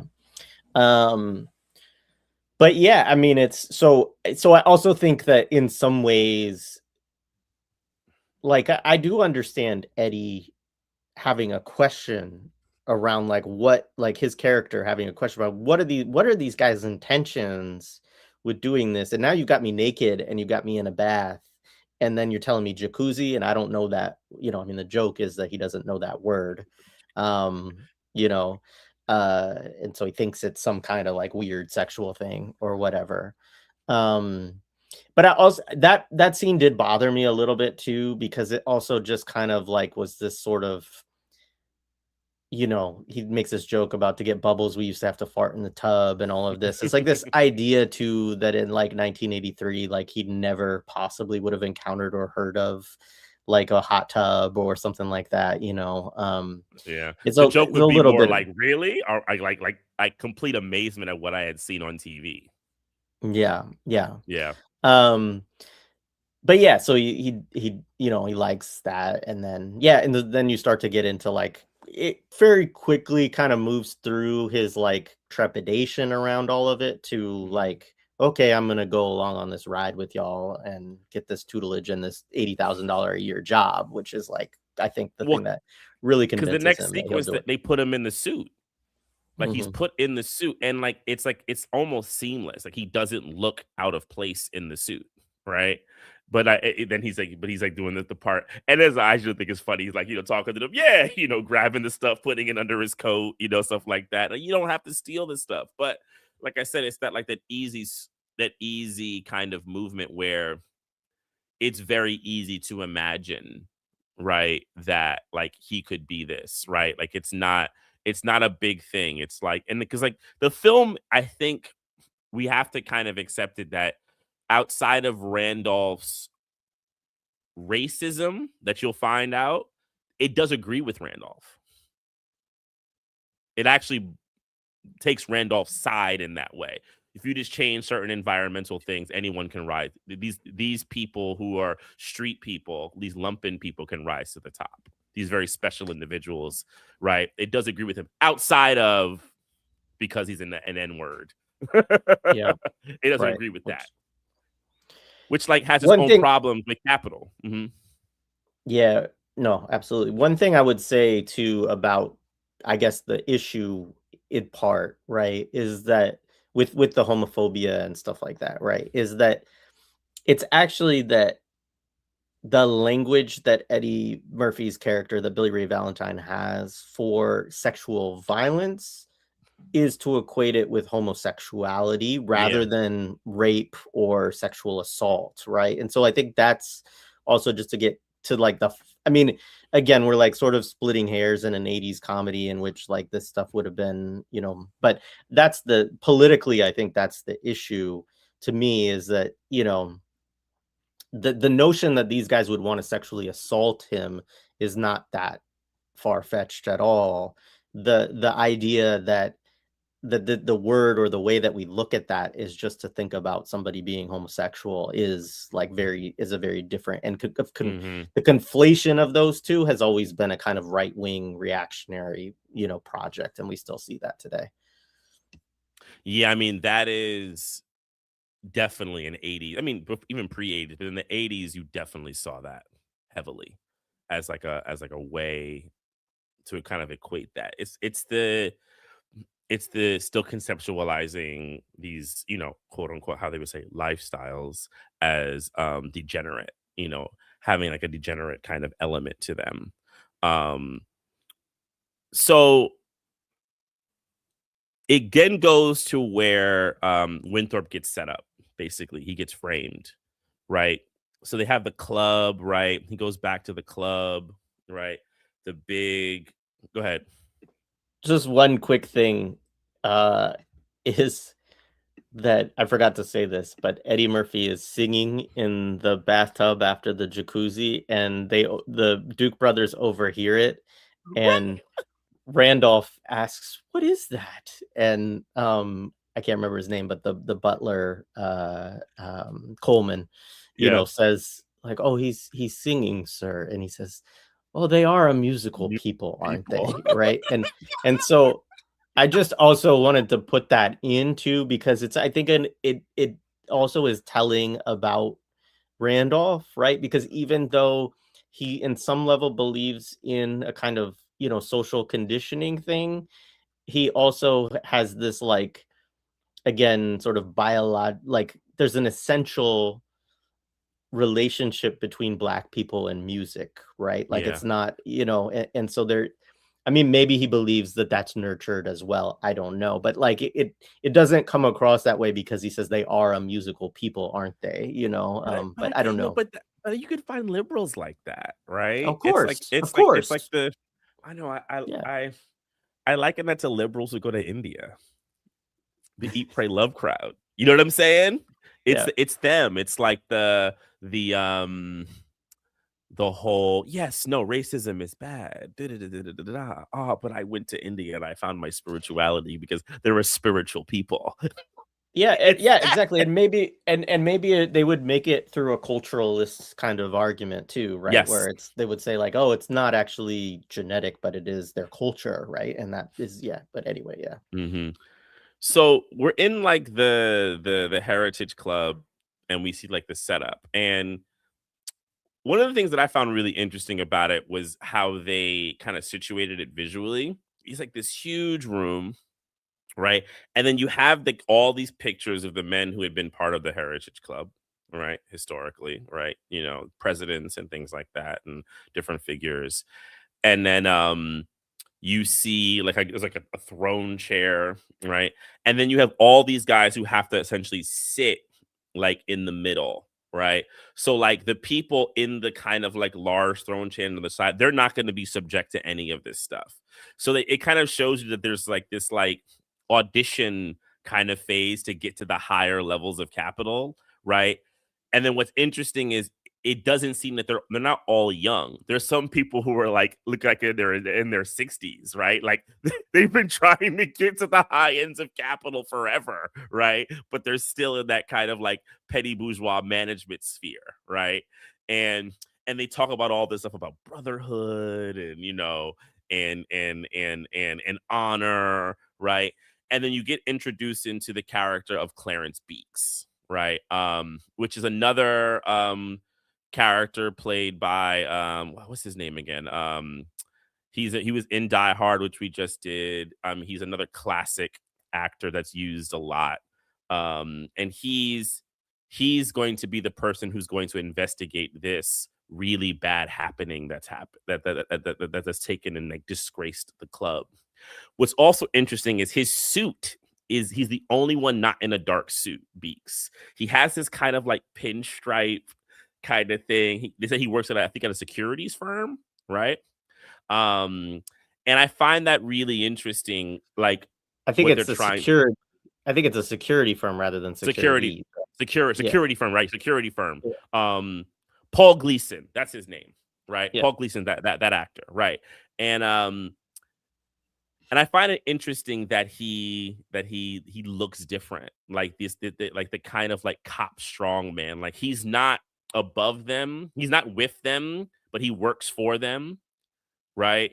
And I find that like it's like an interesting kind of observation that the movie's kind of making about like these like different people who work within the kind of world of like, capital and capital accumulation. And he becomes a very important character and they want to separate him out. So yeah, you have the whole sequence where they have to like reach into each other's pockets, right? Right. And the funny thing about it is like it's totally a setup. It's like basically someone we put some money in a coat and it was gone. Like basically we wanted to test you all and someone failed the test. Right. And like, first of all, that's just fucked up. Like, why are you sitting here testing your members? Right? The fuck is wrong with y'all? Right? These really weird like shit that probably does happen in these kinds of But that's clubs. yeah, I mean, it's like, but see, they do it right because this is again, it's this equation of somebody who would steal, right? Or somebody who would take something that isn't theirs, even, right? Because it's not really stealing, um, that this represents a lower stock. So you don't belong in this place if you would do something like that, right? Like, yeah. And then the contradiction is, what are the Dukes doing the whole movie with Clarence Peaks? They're trying to steal. They're gonna do an insider trade, right? Like literally, right? Like they're totally stealing. So it's like on some level, they probably even know what they're doing is bullshit, but they don't care. They have the power, right? So they like, Winthorpe gets taken and they tell oh, we're so disappointed in you. And this is when they say the thing about if your parents, it's good thing that your parents aren't alive to see this. And like it's left kind of out there, and like you never really know what that means. Like were his parents part of the club? I sometimes wonder if like if his parents were like their servants, and he was able to like go. You never really know. It's like hard to posit exactly what it is, but like there's this assumption because like you never Winthorpe's family, he doesn't have a family to go to once he gets Yeah. ruined, It's you one of know. the things I think that makes the movie a little bit just just weaker on the whole, like a I little bit agree. one dimension, a little bit flat sometimes because it's not just I mean, it's really all of the characters, right? It's Yeah. Winthorpe, it's the Dukes, it's Eddie Murphy's character, Billy Ray Valentine. Like there are no families, there are no like backstories really. And you don't also get into the interiority really of any of the characters, right? Mm-hmm. Um, and so I mean it is what it is. I mean, it's a Mm-hmm. comedy in the 80s, but I do think that it does it does kind of limit how good it can be, even with like the good elements of it and the comedy of Yeah. it as well, I think. Yeah. Yeah. No, I think they could have, in particular with Winthorpe's character, like positing that I think could have made it a little bit stronger in that kind of way. Though the same problems would have still existed, but I think it was an element that I was like, that's like a little left to floating, right? Um, so the other big sequence is like Valentine when he goes to the when he goes to the bar, right? And this to me is like really interesting in like positing when people become rich and they don't want to fuck with they first want to impress all their friends, but then like he realizes he got too much money and all his lumpen friends are too lumpen for him. So he's like, nah, fuck all these people, right? Right? Um, so he goes back to like this bar that he like goes to, right? He has the coat on, right? He walks in, he's looking like the man, and like Billy Ray, right? And they come over to him. He goes to the bar. The guy's like, why you got a lot of nerve coming up in here. And then Eddie just throws money at him. He's like, yeah, I got you. I think it says $50. I can't remember what it was. I got you measly $50. I think he actually whatever he owes the guy when he's throwing the money, it's actually more than what it is. So like assume he can just throw money around. Everyone starts gathering around him. The two big dudes who are in the jail with him, right? And they come and like surround him, and he's like, yeah, wait, you said, we saw you in the joint. And it's funny because what he's able to do is confirm what he told them, that he had a limousine and a butler, because he points outside and they go, look, and you see Delhome Elliott, Coleman, and the car. And he becomes like this superstar, right? And like, he's like, I don't want to be in this bar anymore. So he brings them all back to his house. And they have like the wild party.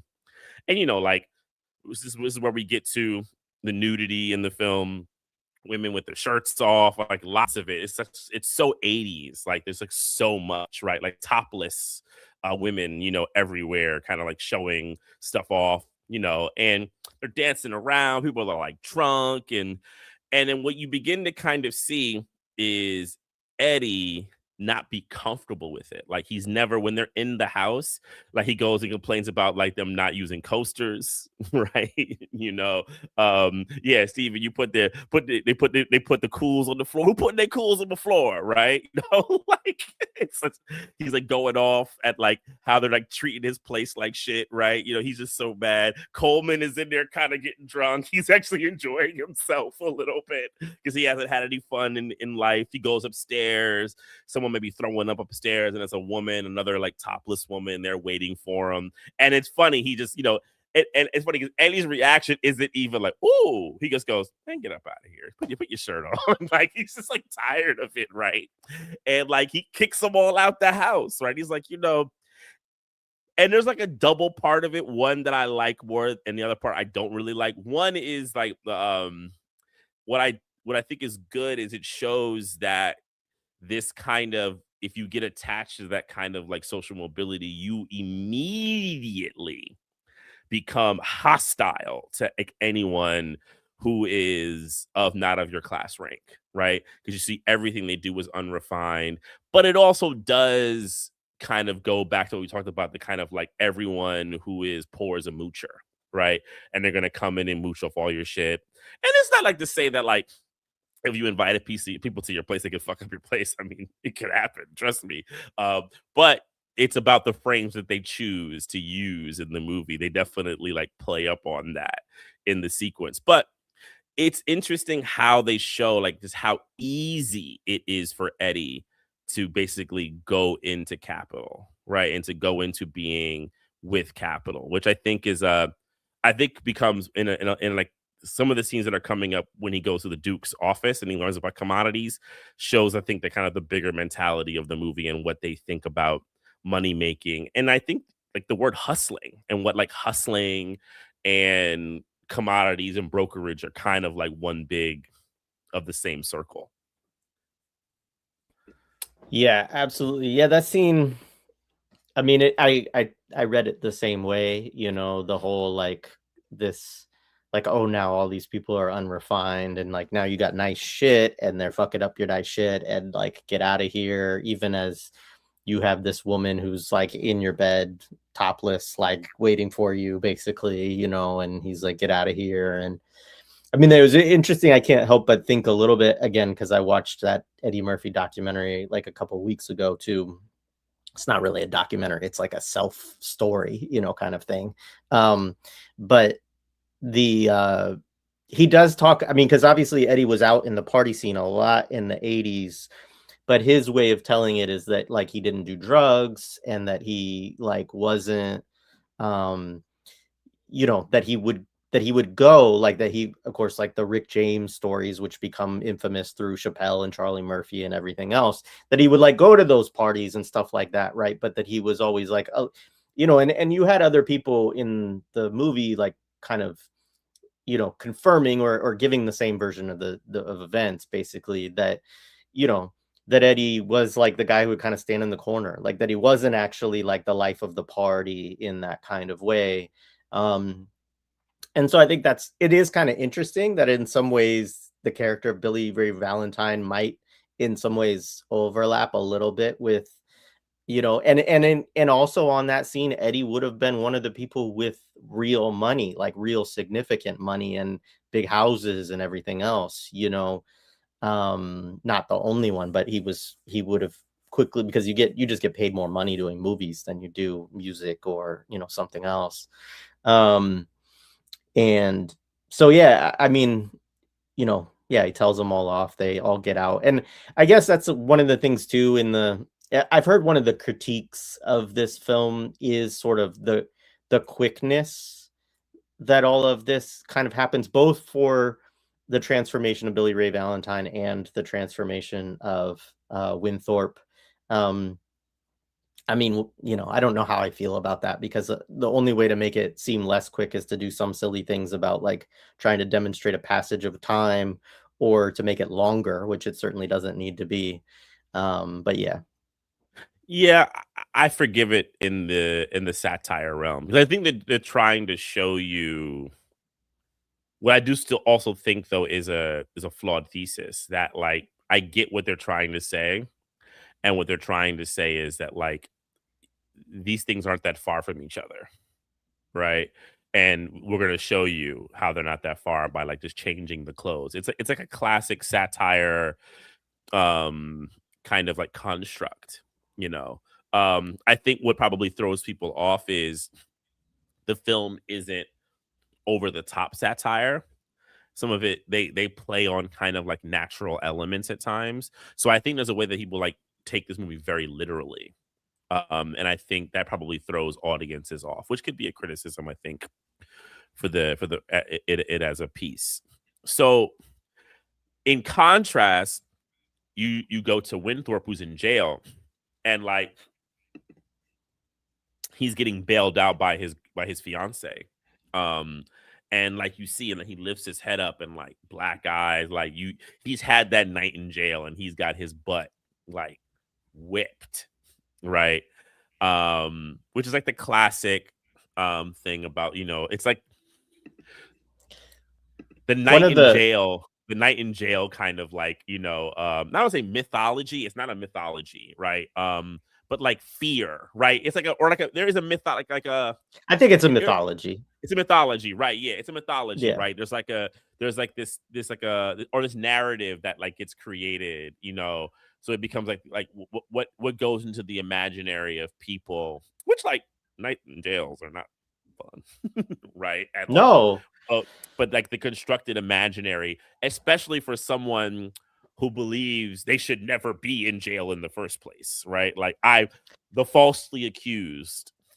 the funniest scene in is actually like as he's doing his like intake or whatever, and you have these officers behind the desk or whatever, and they I can't remember exactly what they say. They say something like, "Get over here, we're gonna, kick your butt," or something like that, or whatever. And he's like, "Did you hear what that man said to me? I have witnesses. This man is physically threatening me," right? Looking around to the other people And who they are look at about him to like like, go into jail with him, right? And they're like, "What's wrong with you, dude? Like, you don't know how this works, Um, so there, I do think Aykroyd plays that again pretty well in that little sequence of him going to jail and then coming out of this like, you know, this man who can't imagine that he should be have to go through something like this, like it's happening to me, and doesn't understand that actually like when you're in jail, like you don't have any fucking rights that anybody cares about here.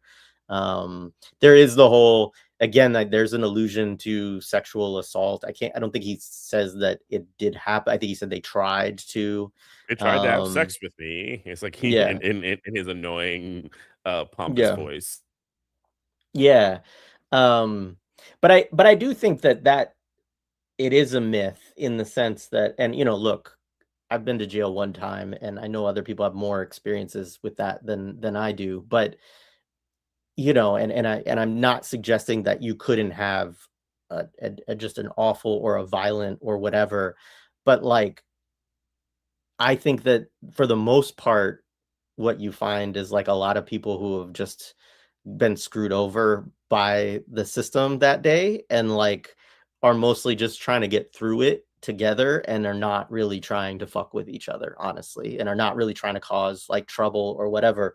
And I do think that, obviously if you have to stay, if you get sentenced and you're in jail for a period of time, I think that's very different. And then I think if you get sentenced to prison, then that's also a whole different level, right? But I think that this idea that he would have been beaten up and like possibly sexually. I mean, look, like a guy like that would have been, if that was even a worry for him, he would have been begging the guards for like an isolated cell or something like that, and they would have given it to him probably, right? And so, like, I just think that this is like, it is a part of a mythology.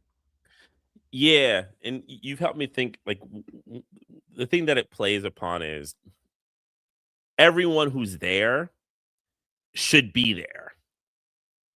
All the people who are actually in the prison should be there. They're like, because they do that when his fiance, it was a Witherspoon, I think was her name or something like that. She's sitting and like they have the guy come in and be like, "What is that?" Right? He had like the weird voice. So like, if you're in this area, you're supposed to be there, and you're like of the dregs of society, right?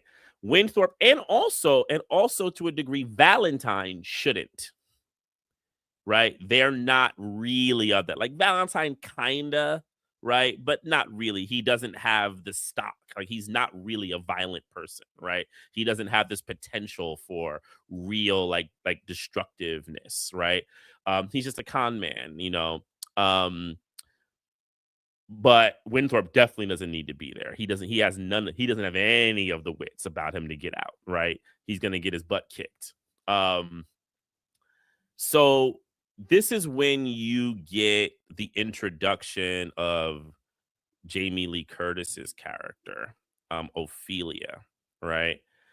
And I want to read something actually here said by Landis actually, and I find interesting. And he says, the only character in the script I had a problem with because she's such a fantasy is Ophelia, the classic quote unquote hooker with a heart of gold. She's such a fantasy that I thought, how the fuck am I going to get away with this? I had met Jamie Lee Curtis. I shot a documentary on horror stuff and she was host of it. She was a scream queen and I met her and she was so funny, smart, and sexy. And I thought she'd be terrific. She had just made Halloween 2, for which she'd been paid about $1 million. We'd paid her about 70,000. When I cast her, the studio went nuts. I was called into the head of the studio's office and he said, "This woman's a B movie actress." And I said, "Not after this movie, but boy, they really didn't like the fact that I cast Dan Aykroyd, and Jamie." So that phrase, hooker with a heart of gold, is like literally a very stock phrase that they use in like screenwriting, right? And like it's this idea that there is it's Pretty Woman, which would become early 90s, right? I mean, that's like a landmark. That's a It's like 90 landmark or film. 91. Yeah, Yeah, yeah, it's like yeah. a landmark film of like the early 90s. I mean, people, I don't have to probably tell anyone in the chat here, if you're watching this, you know about Pretty Woman. But this concept that there are these people who come from compromised social situations, the idea of the sex worker, but they wouldn't call them the sex worker, they would call them the hooker. I think it's a really, because the idea of the hook, right? They hook you in, right? And they're, because of their social situation, they're forced to do these things. But really, they have a heart of gold, and it's used where people, and it's what this movie does. People who need to basically learn about themselves because they get hooked in some way by the sex worker, they actually elevate in their kind of own personal um uh humanity. And this movie totally does it. And Landis admits it.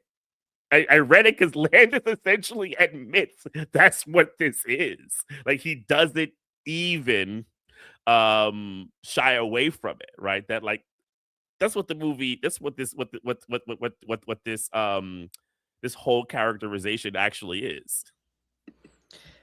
I mean, it's fascinating on some level because I think it is like also one of the justifications for like, upper class men of, something that they would use in terms of justifying their engagement with sex work, right? Because, and married men and all of this, right? Like this idea of like that, you know, that there's some kind of that, because otherwise the logic is that you are doing something that is really untoward, and you're actually stooping down and having relations with somebody who is, again, from like lower stock or whatever, right? Like these ideas are there for them.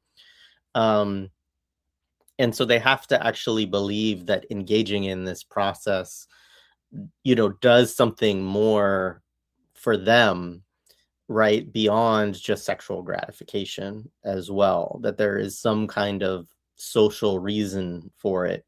And so, yeah, I mean, I think I don't, it's interesting. It would be a I'm sure there's books written about it and all kinds of stuff.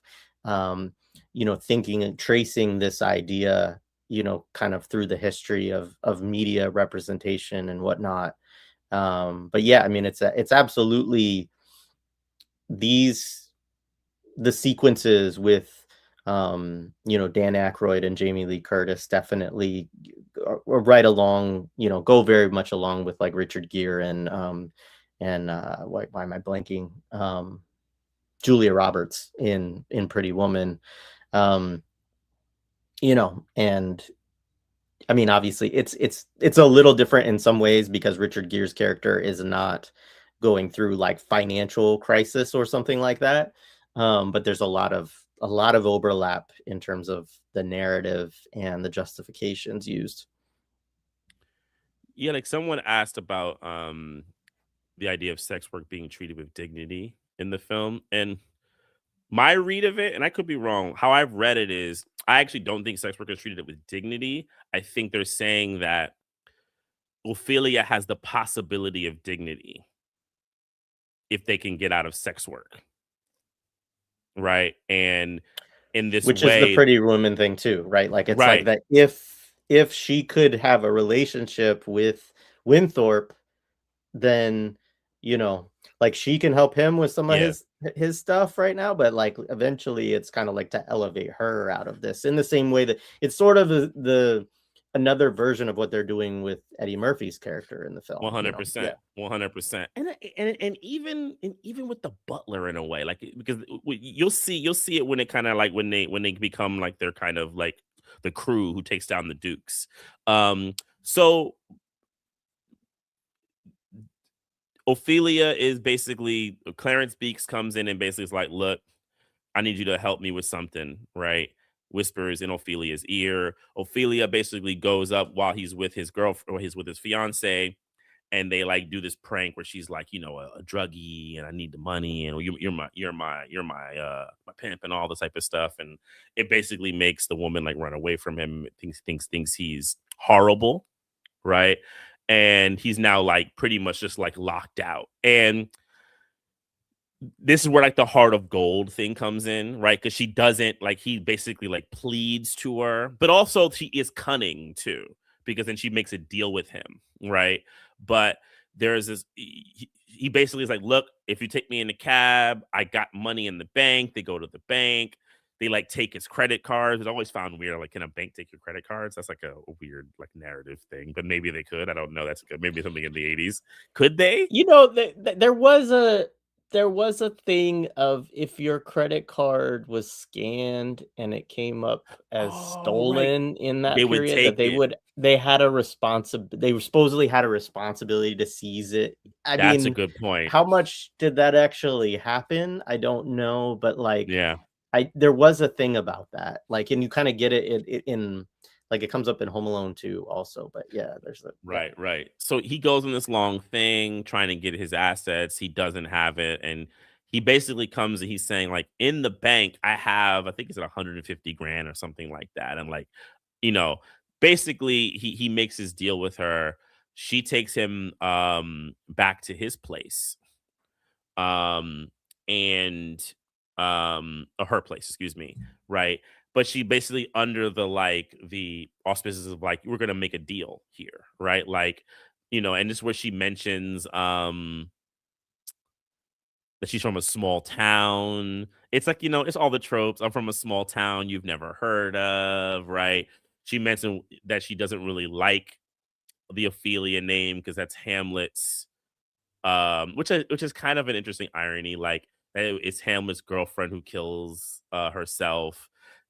kind of suggesting that she's like this side character who basically doesn't have a dignity, but then like she's the opposite. She's not Ophelia. She's not going to let herself die because of a man, right? She's in grief. She's going to like, work to the end. And they basically make the deal, and like, and it's where you get the kind of more of the toplessness, and you get to see, Jamie Lee Curtis at that time, who was a sex symbol, which is interesting because I thought she had became a sex symbol before this movie. So I was like, am I wrong? I'd have to look back at that because like when did that movie come out with her? It's like so heavily mean with her and John Travolta, where she's the like, she's doing the aerobics class. I'll have to Is that look. I think before before this? this. Is that I'm before not sure. this? You But can it you also can look was it it up. also wasn't a big movie. So maybe that's the other thing. Um Yeah, and somebody asked in the chat for us to make a distinction too between earlier on between nudity and naked, which is interesting. I had to actually look up to kind of try to because I in my mind there wasn't really much of a distinction, but I guess the distinction as I and folks correct me in the chat on this too, is that like nudity actually is supposed to be like somewhat like sort of consensual and artful to a certain degree, right? Like it actually is. Whereas like just naked, I mean, so I don't know how folks would play that out, but I guess part of what we could say, and they used to use the term like gratuitous nudity mhm. too, or whatever, of like that there's a lot of bare breasts in this film that just do we have to have it? Like, Yeah. no, it's just like a very, it's like, and this was, I mean, we talked about this when we talked about like Lethal Weapon, I think with Jared Ball, of, that like this was a very 80s thing that it's not that you don't have some of this anymore, but it was much more common within these kind of like, even potential like movies that had aspirations of being a blockbuster or being, a big, what's the term? I don't know, just a cinematic success, for on a mainstream level, that they would have, just some naked women in them, right? Like, or Mhm. some topless women. And it is interesting on some, somebody said that's so 80s. I mean, of course, it is the time of Studio 54 and like all of this stuff. And so I do think there was also maybe more acceptance or more uh I mean there was a small town actually near where I grew up where they didn't like people were women were allowed to be topless basically until they passed a law like maybe like 5 years ago, but it was always so I don't know. So I actually teach this Okay. in this book, Ways of Seeing by John Berger. I think his distinction is the best.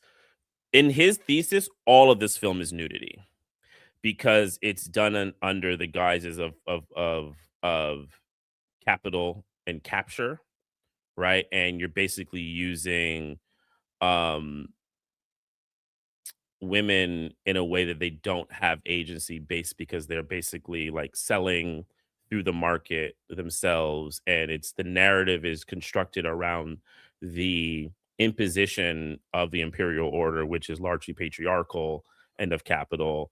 So these will all be nude, right? He uses the example of when people do nudist paintings in like art school, because you're basically being socially controlled, right? To be naked would imply that you're able to kind of you have full autonomy over, I don't know if exposing would be the right word, of like showing yourself off. That is nakedness, right? So this would all be nudity, this film. And he uses it specifically, but then he does go larger in the idea of like it within. So then when you see something like naked imperialism, it's like kind of like a negative dialectic, maybe, because you would look at it as like naked imperialism is you being honest about who you really are. So you can't be nude. Like the nude one would be the fake. The naked would be the honest, though it's not a good nakedness. It's like a nakedness of evil, right? But yeah, if you I think it's chapter 3 in Ways of Seeing. If anyone's never read that book, it's honestly one of the great books written on these things. Berger, good dude, supported pro-Palestine movement. He refused a couple of awards back in the 70s because he was like, nope, this is supported by Zionists. So he has a great track record in that way. And he was an interesting guy. Perfect. Yes, that's the movie. So it was the year after, 2 years after. So yeah, so this is the movie that makes her into a sex symbol commodity, right? Right? This is 80, because Trading Places is 83, right? So this is 83. So Yeah, this is 83. Yep. so yeah, so perfect. That's the movie that's like all over social media. So basically Trading Places is the movie that kind of transforms Jamie Lee into, because we remember like Halloween, she's like, she's the one actually who's not having sex with her boyfriend. And that's kind of why she also lives, right? When Carpenter was definitely playing with that whole thing, damn, too bad. It's like 2 years too early to do that. I would like to do Halloween, but just we just miss it. We'll have to pick some, people are always encouraging us to expand to Expand. the Yeah, long durée of the 80s or right. whatever, We but could we could talk about but the long 80s, right? The long 80s, right? Yeah. Yeah. So you start using one of those narratives, the long 80s, right? The long 50s and 60s. Like, hey, I like that. That's very good. Gerald Horn uses that a lot. Like, I know I'm almost like doing Gerald. Yeah, I gotta go in 2 or 3 years more. So I gotta like the long 1600s and things like that. I'm into that. So, I mean, is there more? I mean, we can go more into Ophelia a little bit later, as we keep going. I think the other big thing is now Valentine is like doing the commodities work, right? Um, and like they give him this lesson, right, on what commodities are, right? So they do like the whole thing of like the orange juice and the pork bellies. I forgot all the things that they kind of lay out for him, and they give him the whole read of it. And it's funny because the way Eddie's like sitting there like a good school kid, the whole time, right? And they're telling him this stuff, and he's like listening, right? And they go through the whole thing, and I actually do think it's funny, like looking back. I don't know. I think Steven said like it's a good way to learn about what commodities are. And I'm like, they actually like kind of give away the science here that like the control is honestly through like the raw materials, or not even just the raw, like the it's not about having this one thing, it's about having the things that make other things, right? And like that's the important thing to have to happen in capital. And that they're brokers that basically no matter if their clients make money or not, they always make money, they always get a commission, that they're always in it, right? And I know Jay, you probably feel in other things, but the last thing Eddie basically says, so you guys are a couple of bookies. right. Right? And then Mortimer just looks at him like, yeah. And Randolph goes, see, I knew he would understand. Yeah, exactly.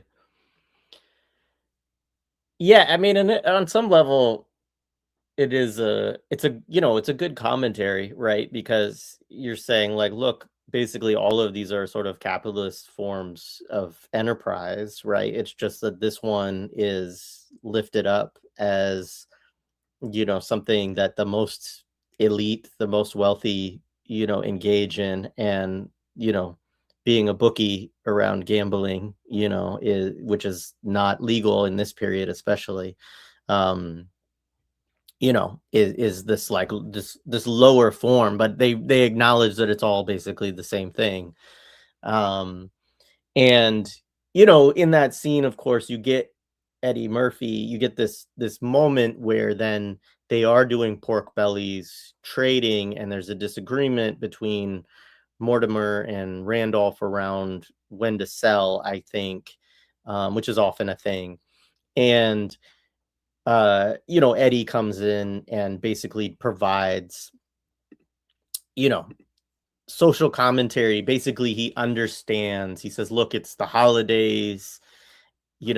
People are, I don't remember the exact spiel entirely, but essentially that, he because he knows, right, what working class people are thinking about, the pressures, their relationships to Hollywood, or not Hollywood, holiday food and whatnot, the concerns around the people who would be selling pork bellies and all of that, right? He's able to kind of run down just through his kind of, I guess, own version of social science, right? For Mortimer and Randolph, why they should, I think, I'm trying to remember it exactly, but I think actually that he thinks the price is going to go up, and they think it's going to go down. I can't remember exactly. I don't know if I think there's it's any. up. I'd have to look again, but I think it Yeah, was the price is gonna go up, right? And yeah,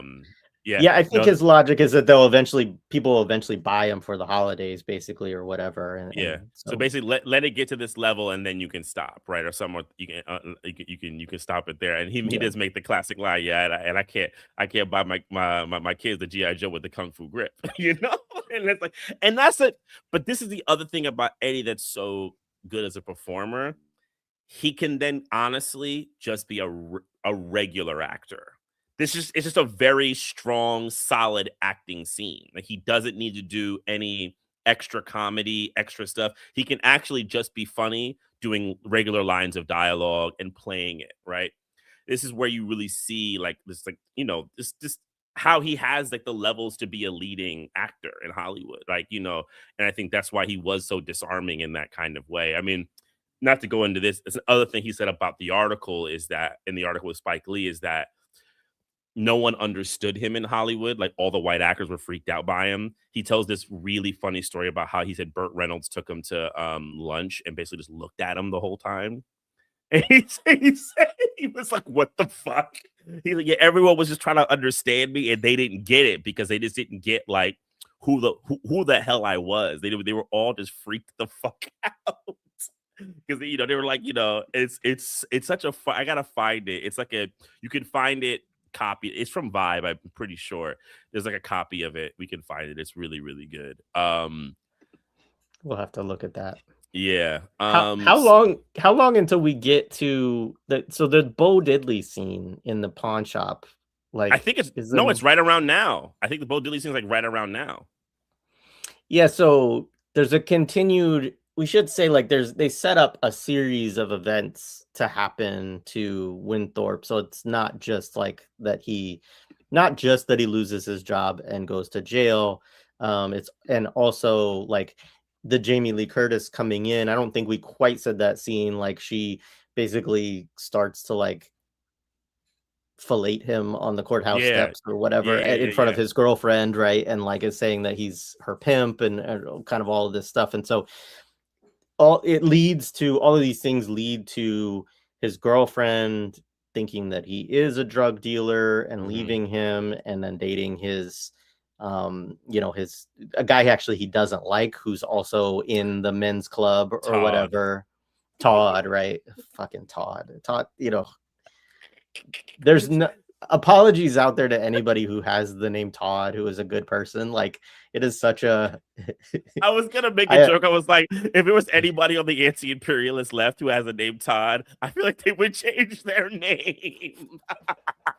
Sorry, I'm sorry if there's anybody out there. You can write me a shitty email in the comments. But I'm sorry, but like I feel like Todd is the name. They go, nah, bro. I there can't be has to called be a Todd. there has to be a Todd out there who is an exemplar of class suicide, and solidarity to you, Todd, or like maybe some poor working class Todd that parents just were hoping that by naming him that could rise Social his mobility could social happen. stock. Yeah.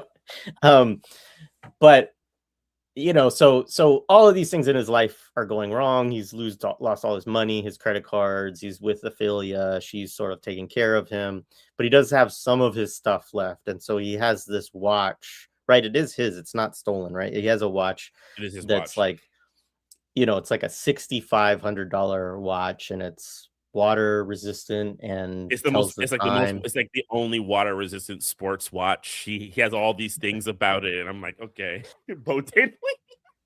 So they have Bo Diddley play the owner of the pawn shop, and I think he does a great job actually in the role. And this does actually feel quite Philly to me in a certain respect. Like, it may be one of the more kind of Philly moments of it. I mean, obviously he says that. So yeah, Winthorpe runs through all the reasons why when he says, I'll give you $50 for it, you know, he does say, he makes a couple of comments. I can't remember the exact phrasing, but he's like, you know, that's hot. Like basically he's like, he knows he's like, this is a stolen watch. Cause also Winthrop looks terrible at this point. His clothes are no Yeah, he has longer this, like that nice. sheep that like old shit, that like that sheepskin type coat that he has. That's totally like, fake sheepskin. It's kind of hilarious. Yeah, his eye is still like partly, you know, black from his night in jail. And you know, he's like giving all the reasons why, like, look, like this is, he's like, do you have a receipt for it? Right. Cause he says how much money it is. Um, and he says, well, in Philadelphia, that watch is worth $50.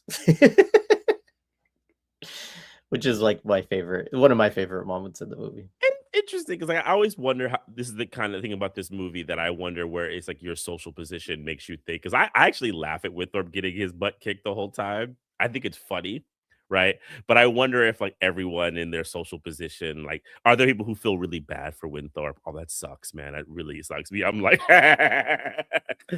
punk, because I can't get out of my head that what he did to Eddie early. Like, I just can't get that out of my head that he like, Eddie, he tried to take your bag. He literally gave it back to you. I just can't get it out of my brain. So watching him like falter, I laugh at literally every time he gets messed up, right? Except I think the one moment, no, not even that. I actually laugh at that too. We got to shoot himself, which we'll get into later. But I even laugh at that. The way they like design it. Yeah, so basically we get to the like I'm trying to remember the version of or course of events a little bit, but Because what they basically do is they montage it. It's like mhm, it's all cross-cutting in the movie, which I think is actually well designed. They pretty much cross-cut everything. So because like the next all these things are kind of happening in fluidity. You're watching Mortimer's fall. I'm a Mortimer. Winthrop's fall and Valentine's rise. Because then you see Valentine basically make the money, and then the next thing that happens is what's his name tries to set him up. Mortimer tries to set him up with like the money clip, dropping the money clip right after he makes right. the successful deal, which is I think a really instructive scene. Is that you see Billy Ray look at the clip, think about it, and then he doesn't get on the elevator to find the Dukes. He literally runs down all the steps, right, to give the clip back to prove that he's not a thief to them. And like it's like he's like panting like a dog, like here, it's all there, right? Mortimer basically sees he's losing, and he needs to basically like set up right, that the way it's going, it's not going to work. He's not going to win the bet. Yeah.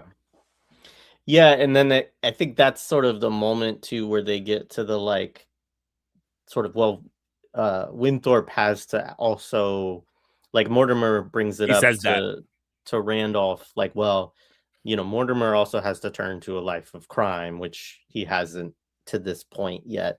right? Um and then soon after that you get Because is it then in you the same see, scene almost no, he it's a comes in couple he's scenes yeah, after, because yeah, what ends up happening is, and we can kind of rush through this part.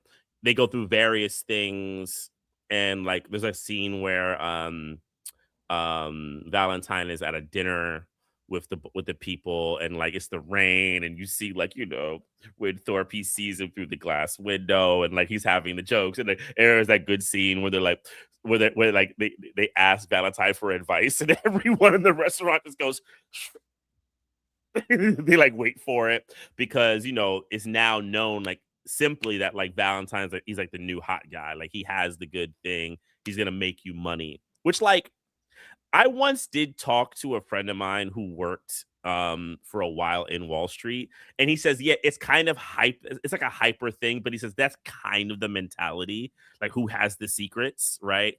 And we'll do Wall Street in a couple of, mhm, which is a couple of years later, and other movies that kind of deal with that. There is that kind of like thought of like who has the secrets, who has like the capital secrets, right? So they have that. But yeah, let's say I was finished. What it kind of all leads to is eventually is um Winthrop going back to Ophelia's. He's like sick. She like lays in the bed with him. there's like this kind of that they're becoming like physically and emotionally closer, and he kind of thanks her for being so nice to him. But then the next morning on the newspaper, he sees that Valentine is like the new hot dude. He's basically taken over, and this is what takes Winthorpe over the edge. Like he's now lost it. Yeah. So we'll go there next. One thing I wanted to say about the comment about the hot, the new hot guy on Wall Street or whatever is, I mean, a lot of that is just strictly like profit driven too. Like the guys who run like these brokerage houses or mutual funds or whatever, these investors, made off too, even though it was like a Ponzi scheme, right? Mm, It's like based upon the kinds of returns that they can generate, right? So um, if Valentine is generating, returns that are beating what other folks do, then yeah, there is a gravitation towards those folks because there is an assumption that they've figured some shit out that other people haven't figured out.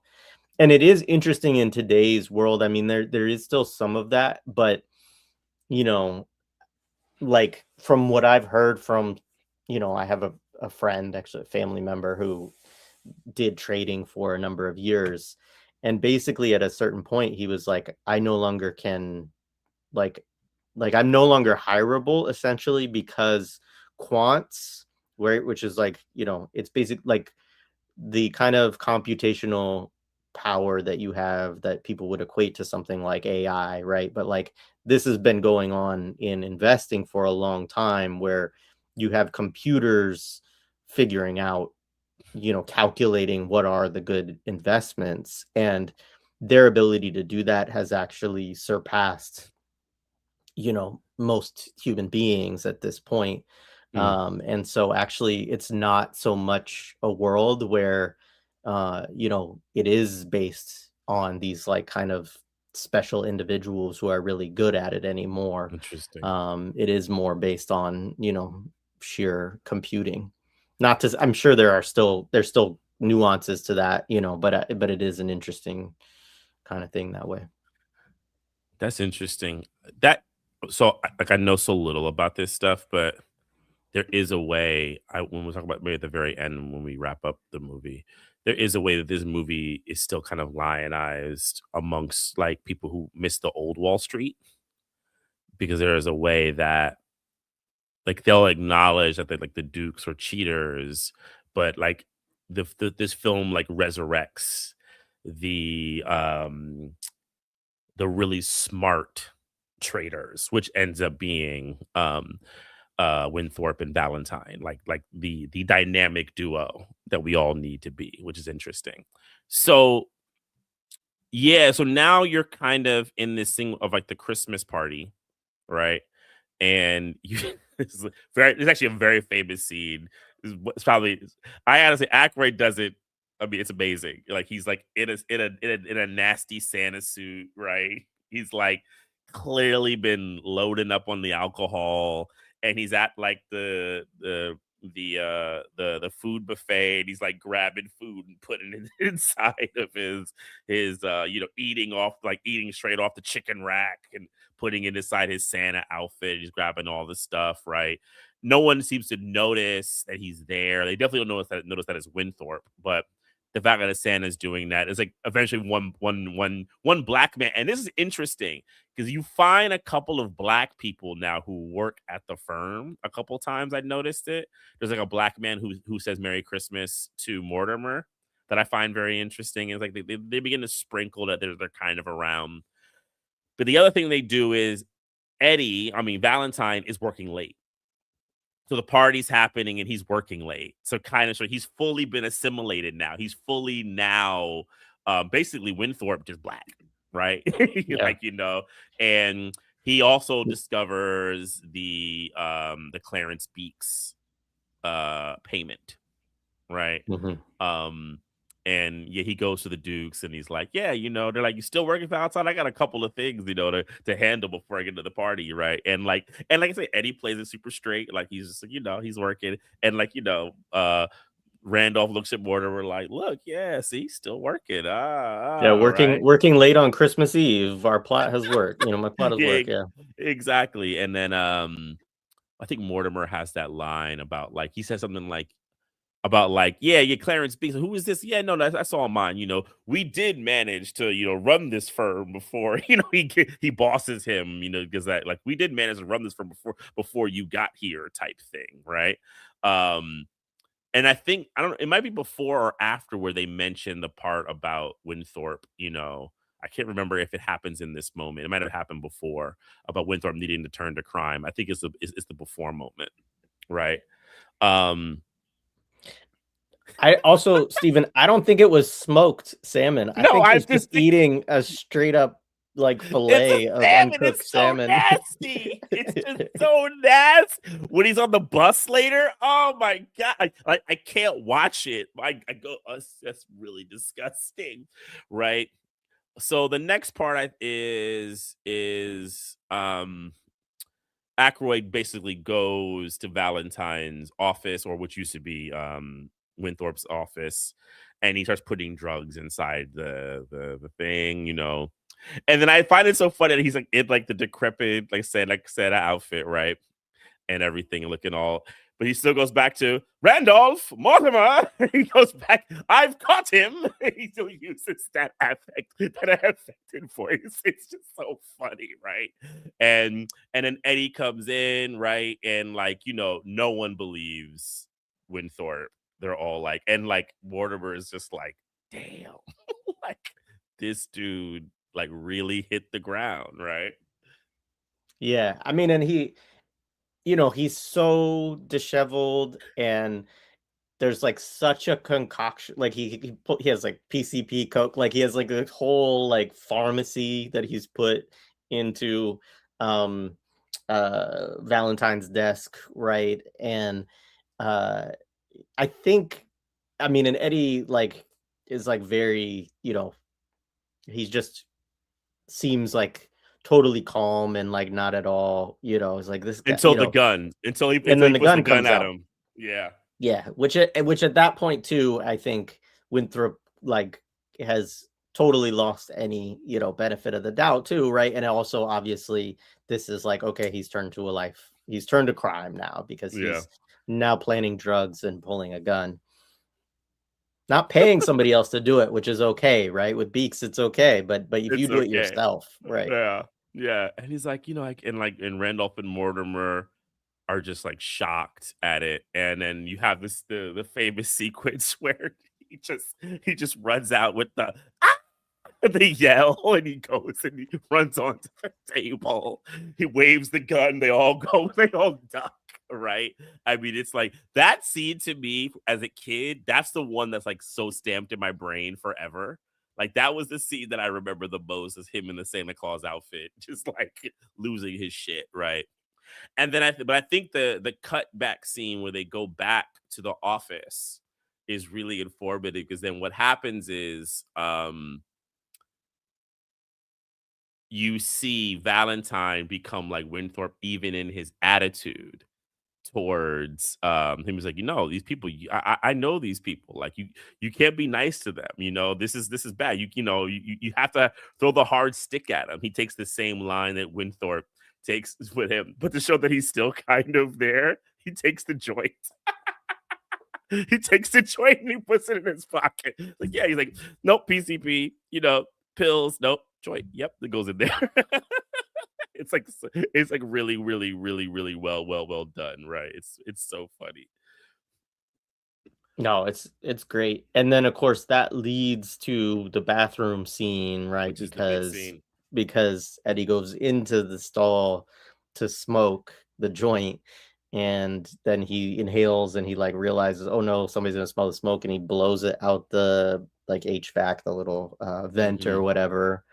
And then the Duke brothers come into the bathroom, and because it's well done, like because he's standing up on the toilet seat to blow the smoke out, like they quickly check under the stall to see no feet there, right? And so then Eddie kind of like ducks down and realizes he's gonna hear something, and he has to because he doesn't want them to smell. I mean, is of course they would, like Still this is smell always it. so funny. The weed smoke is so stinky.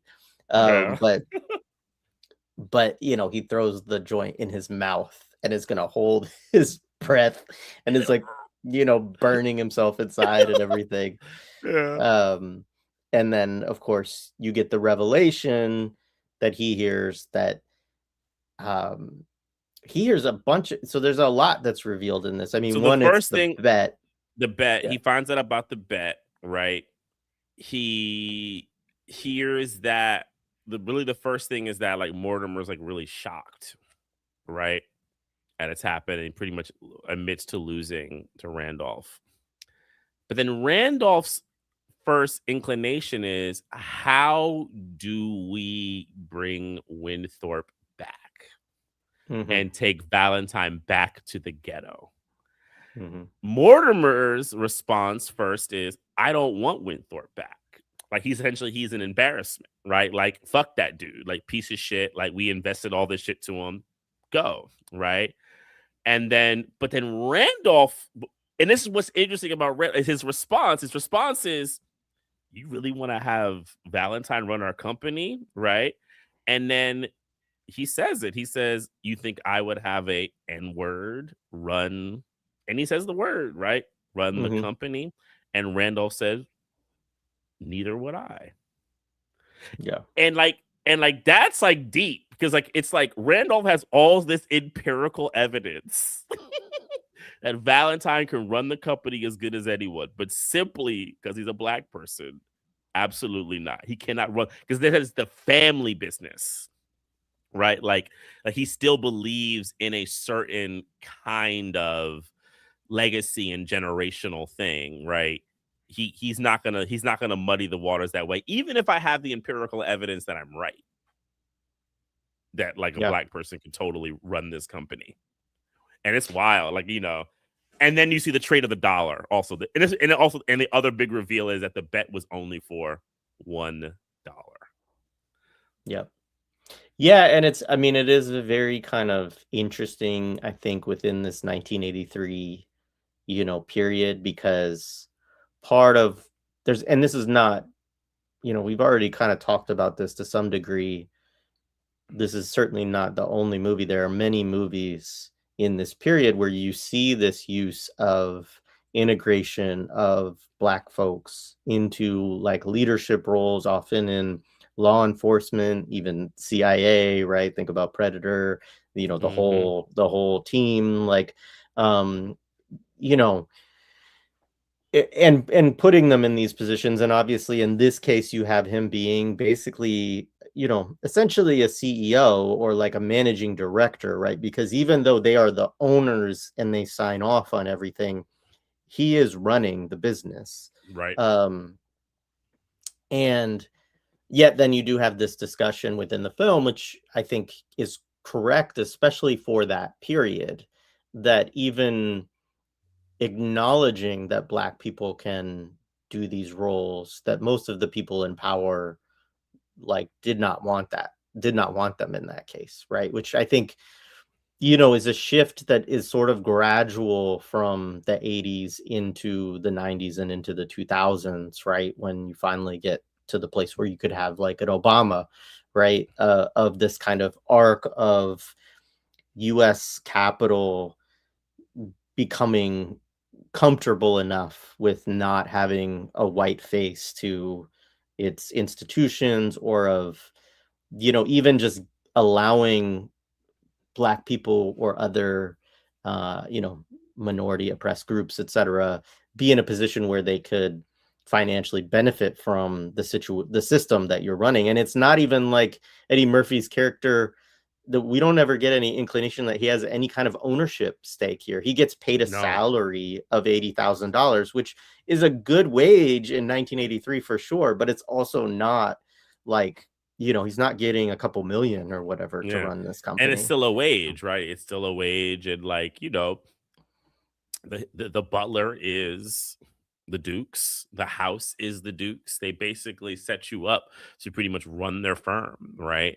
And it just shows you this kind of manipulative control that the capitalist class has over all of these things. Um, I think the next part is that you definitely go into Winthrop's like really high level descent. You have like the famous scene where like so then Eddie like runs outside, like running to the hallway, and there's like the long shot where you see Winthorpe, and he goes Winthorpe, and he goes bah! The famous like Do we learn in that bathroom scene also though that they plan to pay Beaks for the yes. commodities? Yeah. So they hear it, but I don't. I've always taken it that Eddie doesn't totally understand it. It wasn't until Mm. they see a few scenes later, but it's pivotal in them understanding because they need the collective knowledge. They need Ophelia's dealing with him and all this stuff to kind of like get it. Really, actually, all four of them, all four of their So we get the collective knowledge. On yeah, so we get just for the audience, we get the we understand. first, recognition that the Duke's brothers plan to pay Beaks. This is what that second check was for. Hmm. They'd already paid him 50,000 before. Hmm. Um, but to basically steal the commodities report for orange juice essentially from the Department of Agriculture, I think. So it's Yeah, like getting the money from the information from the government basically. yeah.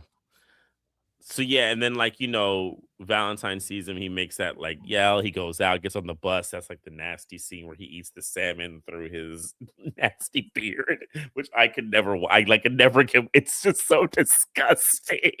I just could never watch it.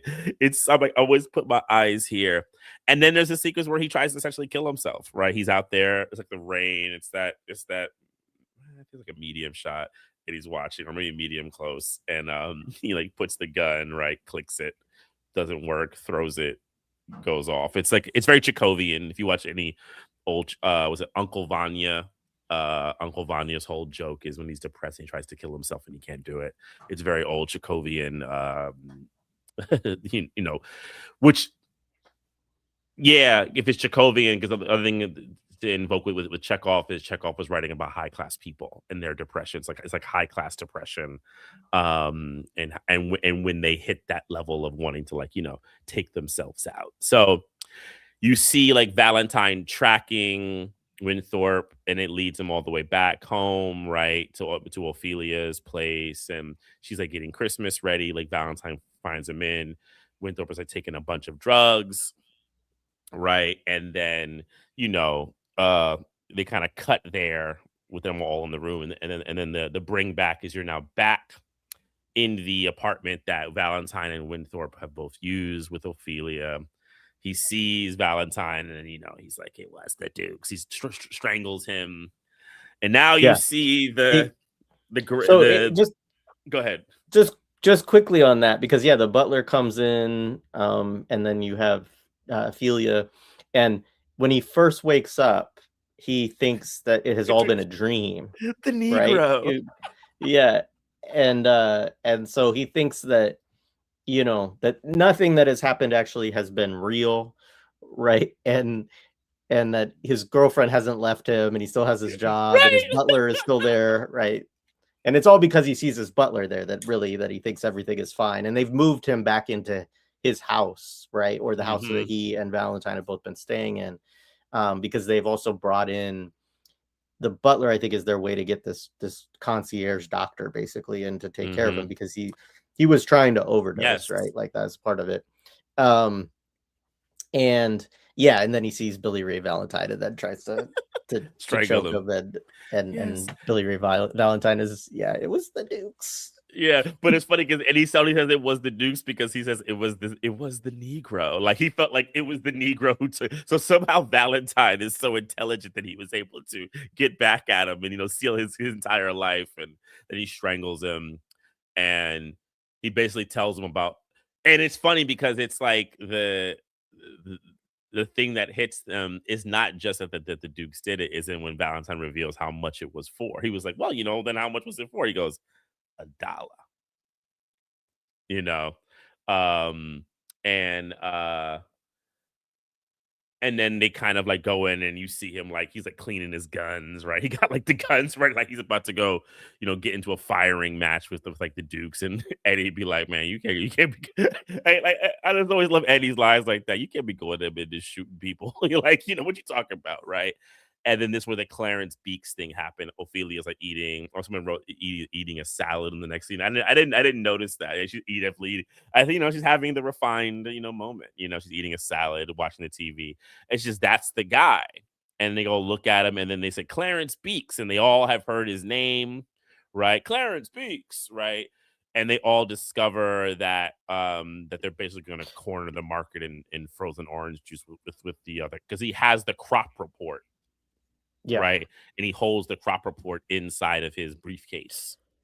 Yeah. So the idea, just to connect some of these dots quickly for folks. So Clarence Beeks. So Aykroyd had asked about a check to Beeks in like one of the very first scenes that they It's had his signed first when they scene did with it. Randolph and Mortimer. It's that payroll scene. So the payroll that is stolen by Eddie Murphy includes that check to Beeks. And so like, and Aykroyd had questions about it because he's like, this guy doesn't actually work for us. He's not in the personnel records, etc. Eddie Murphy's character, Valentine, has the same question eventually when you get to that Christmas Eve scene.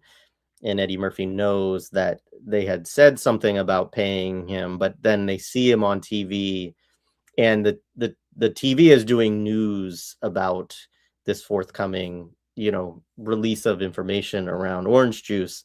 And because he runs a security firm, I guess the way we're supposed to believe is that his security firm gets the contract with the USDA to transport this sacred, information basically. And because he's being paid off, I think only $5,000 or something. It was some small amount for this second check, with whatever. But like, I think it was anyways, 10. he's It was being 10. Yeah. maybe it's 10. Yeah, he's Yeah. being paid. So for $10,000, he's ratting out the U.S. government to these securities, or to these commodities, guys or whatever. But yeah. So anyways, that they now have the seeds for their plot. Their plot. So you begin to see, it kind of takes you through, because immediately because then like the person who, yeah, because the thing they say, so the key at the end of the scene where they discover the Beaks thing is Coleman says that this says, or someone beats them to it. And to me, this is like the real thing, interesting thing about the movie, where you just see it's kind of thought around capital. Because the thought isn't to like expose them for being cheats. The thought is, oh, what if we get the info and we become the new capitalists? We become the new, prophets of capital, the new owners of it. And that becomes like the main thesis of the film, because then you begin to see how they basically, try to do a scam on the scammers, right? So you like Valentine's like listening on the phone to like Beeks, calling them so they know where to go, right? And what train he's going to come on to. And this is the big thing where they plan on basically the heist, which is like definitely reminiscent of Silver Streak, to steal the briefcase.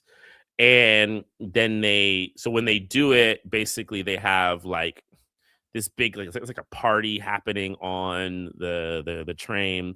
Lots of people that you recognize, from James Belushi to Al Franken, Senator Al Franken, Senator Al, ex-senator at this point, but yeah, ex-senator, and not really out in the world anymore ever since his scandal. I feel like that kind of like dropped him completely from, I don't know, those liberal circles. Maybe he's around liberal circles I don't pay attention to anymore, but I know they loved them some Al Franken for a while. Everything was Al Franken. Al Franken. Oh God. He's like him and Russell Brand. Like, you know what I'm saying? Like, just these people who become these like figures to like a certain class of politics. They just get so enamored with it. I'm always kind of just like, really? Yeah. It is, yeah. I don't know. I don't have much to say about it other than Yeah. I did think Al Franken is funny in the movie, and I enjoyed some of his old SNL Yeah. stuff too back in the Yeah. day. You know? Me too. No, me too. And I like James Belushi too. I mean, like Mhm. both the Belushis. I always found funny. He's not particularly funny in this movie. It's kind of like a silly role. Um, but yeah, and now you get like the really. It's weird. I think it depends who you ask. It's famous and infamous scene on the train, um, where Beaks is basically in a car, right, in a train car, and the four of them come in disguised as people from particular countries, right? Um, the first one to come in is Eddie, right? As the Yeah, as the as first one the to actor come in as is Cameroon. Cameroon, right? So you get the early seeds of Eddie's, or maybe he probably did them on SNL too, but you get the early seeds of Eddie's coming to America African voice, right? And it's funny because you would think that might be a heavily criticized part of the scene, but that's actually not the criticized part of the sequence. And to me, in a way, for me, that actually is the more egregious one, personally, right? In a personally, and Yeah, but I could say why, you know. yeah, I think it would be good to say why, but I do, this is an aspect of Eddie Murphy's legacy that I think is really problematic. Oh I mean, yeah, I'm sure you and I probably both could say things about it, but like, I mean, I remember working, at a school in the 2000s and kids still doing the same kind of impressions and jokes from Eddie Murphy's about African kids that were there, hmm and like, um, yeah, yeah. So the scene is each of them come in, so they're basically doing a thing where they're acting like people from different nations, but they're all very bad at it. That's supposed to be the kind of like joke, right? So Eddie comes in, he does like a bad African accent. Like he's supposed to be, you later find out he's Muslim, he eats beef jerky. It's like kind of off. The next one to come in is Jamie Lee Curtis, and she's supposed to be Swedish, but she looks more German, right? In it, it's like a kind of a thing, and she has the accent. And she definitely once again playing, using her her breasts as like a kind of like thematic thing, putting it in Beak's face. Um, a Coleman is a drunken Irishman, right? Irish priest, right? I think, right? Is that what he is? Like, he comes in, he's like a drunken Irish priest, right? He comes in. And then the last one, which is the one that's probably the most talked about, and it doesn't surprise me it's the most talked about, is Dan Aykroyd coming in blackface, playing a Jamaican Lionel Joseph, right? And they do the stupid uh song and dance because like the whole thing is that Lionel and I forgot what his name from Cameroon is supposed to be. Eddie Murphy's character is I supposed to can't be. remember. I mean, they're like they knew each other from like some kind of like Pan African conference, right? And they do this like joke and right? It's very famous and known. Now it's interesting because there's like, and I feel like you could do an hour on this alone because and I don't necessarily definitely don't want to do that, but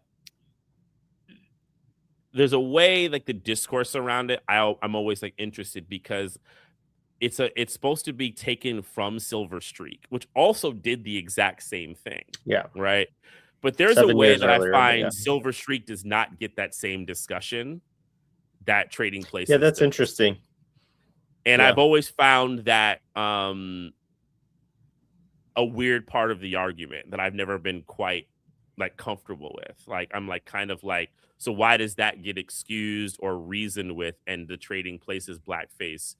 Not saying that and the pushback, to be honest with you, I'm not saying there's like a major because like they have I don't you don't see the like the like the what like they do for old 40s films. This movie is racist. They don't do that for Yeah, Trading and people Places. I don't don't really see that. try to like cancel Dan Aykroyd. I haven't No, seen that no, like no, I haven't seen that. But like, and then for me personally, I mean, I'll just say this, like, um, was I offended by it? I find it stupid and kind of like not a great joke.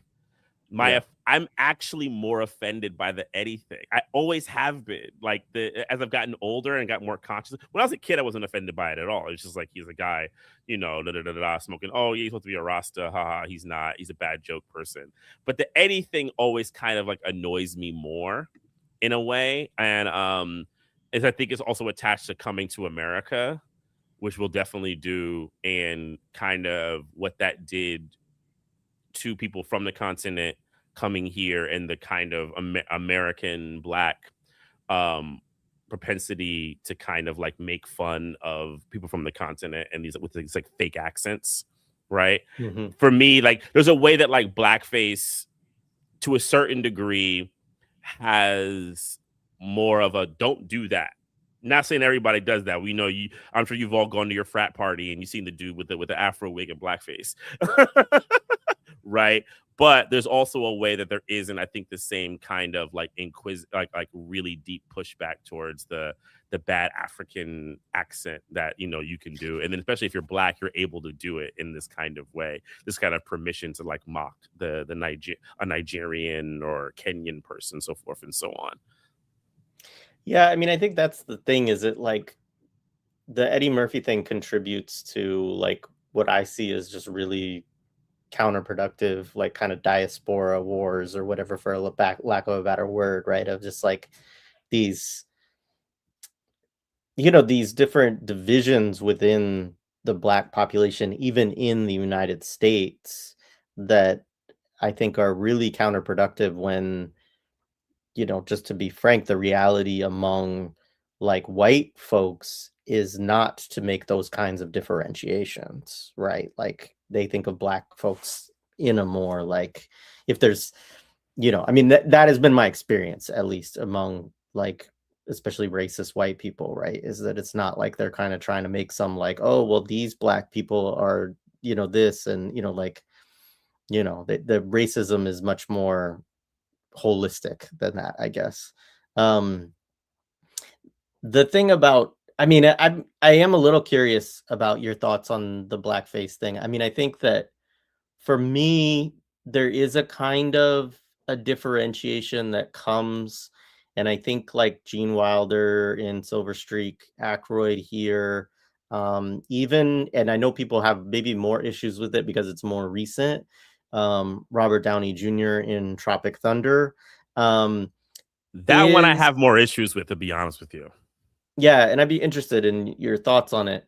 But I think like for me, part of it is that in all of those instances, the joke is really supposed to be on the white person, right? So it's supposed to be that they're so ridiculous that they kind of think that they can get away with this, and that they convince some people but can't convince others, and that they can't really do it. So there's a way that it's kind of like, it's to me, there's a shift between like Al Jolson and like earlier versions where it was actually, I mean, I don't even know how quite to describe it, because obviously everybody knew that they weren't black, but there was something about the way that they were trying to play it, and you weren't supposed to be in on the joke in that way, or maybe you were, but it was different. It was like the joke was very much supposed to be on black people. And I mean, some ways in this one, I think the Aykroyd does fall into that a little bit. Maybe they all do. Um, because it's like it's the pot smoking, it's the bad accent, like it's all of it, like, you know, I don't know. I mean, and I just to be clear for folks, it's a highly problematic film across the board, and I think it's really messed up when people do it. Period. Especially, but in the movie, it's interesting because like obviously in both Silver Streak and this, it's them trying to do it within the movie in order to like accomplish some kind of goal. Hmm. Um, and so they're not. it has a certain structure within the plot, I guess. I still think it's a very, you watch it in this scene, you're like, "Ugh." It's not a good scene, Mm-mm. and, as some people have described it, it feels more like just an SNL skit that gets kind of dropped into the middle of the movie, like, I but, totally you agree. know and I think Fallon actually did blackface at one point on SNL too, actually, Yeah. which is much more recent. Oh, I didn't know that one. Yeah, and I I hate think that's Fallon, right. so I'll double that's a check, but double. I think that's correct. So I haven't seen Silver Streak in a long time, so anyone can correct me if I'm wrong on this one. The thing that I always remember about Silver Streak is that the scene is led by Pryor, right? Now, this could also be a reason of justifying the action. And the joke is Pryor is basically doing this thing with Wilder, and he's leading basically in the absurdity of this white man doing this thing. I haven't seen it in a while. That's always the assumption I've made, but I have to watch it again to really get a read on it. The thing that actually I find really doesn't work about the Aykroyd one on this one, because I actually don't have an explicit like no that you couldn't use blackface at all. I'm not into that kind of thing that it can't be used dramatically if you want to make a kind of point. I just don't really believe in that. I think it's the Jamaican part that actually fucks it up because what it does is Jamaica is not invoked in this movie at any other time. Right? Right? And Right, then so it's so suddenly it gets go ahead. plopped in. It's just going to reinforce Jamaican stereotypes while also making fun of the white person. So you need to use what is existing Jamaican stereotypes for the white person to be made fun of. So it's not really going to accomplish the supposed goal that it wants to do, right? And that's the thing. That's where it kind of just falls on its ass. Um, I don't like Tropic Thunder because it doesn't it what it claims to be inquisitive about, it has no real analysis of. It's just a fucking long, stupid running joke that they never actually get to the fucking core of it. Like, but like I said, like explicitly, I don't have an issue with that being a plot line. It's just like do something with it. And they don't in Tropic Thunder, in my opinion, in a real way. It's just you're right. It's a gag that doesn't go very far, right? And they Yeah. build a whole character around a gag that they don't really build out. The one thing I love about it in Tropic Thunder, I will say though, is, and I can't remember his name, but the black actor who's in it, who keeps Mhm. confronting Robert Downey Yeah. Jr. about how fucking stupid his portrayal of black It's the people best is, part like, of it, right? But there's a way they could have like taken that even further, and they just don't. But like yeah, for sure, because for sure. Ben Stiller wrote it, right? Did he I write think that so, yeah. movie? Ben Yeah, no, he Stiller doesn't wrote it, write. right? Because it was based off of him. He said it was because of Empire of the Sun that he wrote it, That's which right. We makes talked no about fucking that. sense. Right, exactly. And like, and Castillo don't know shit. Like, he's a dummy. Like, Yeah. and his dad was funnier. I said it. His dad was funnier than Ben. That's not a hot take. The shoot, what did I there was something. Oh, yeah, I also we should say, so, obviously we talked about Silver Streak in reference. There's a much worse movie in the 1980s that does get invoked sometimes, that's Ooh, called Soul Man with we C. have Thomas to do Howell. Soul Man. We have to do it. We have to do Soul Man. We have to. I've avoided seeing that movie that I used to see a lot as a kid. I saw it a ton. I have not It's seen it in like 30 years, and I'm afraid. Yeah, and it's basically been, like, kind of, like, it's very rarely, like, circulated anymore or anything, like, everybody understands how freaking Radon problematic it Chong, is. right? Is it Radon Chong? Who's the woman, the black woman Oh, in it? it might be, yeah, I'll look it up. I just remember C. Thomas Howell is, and then James Mhm. Earl Jones is in it, um, but, Yep, Radon yeah, Chong. yeah, yeah, we'll have to do it, um, and that's 3 years later, I think it's '86, so, it's yeah, and I'm sure there was other stuff, like, I didn't do a deep dive, but, I'm sure within, like, SNL skits, I mean, the Fallon SNL skit wasn't until 2000, so, like, Mhm. if SNL was doing blackface in 2000, that it was, doing it in And then we have a 80s and big blackface moment in the 90s with your man's from Three Men and a Baby, who was dating oh Whoopi really? Goldberg. What movie is that? It's not a movie. It's like he goes to her roasting and he's in blackface. It's like a Oh, very oh they were fuck. dating. Oh my I gosh. didn't know that. Three Men and a Baby. Who's the actor? My goodness. Why am I Not um Ted. Well, Ted it's Danson. Ted Ted Danson. Danson.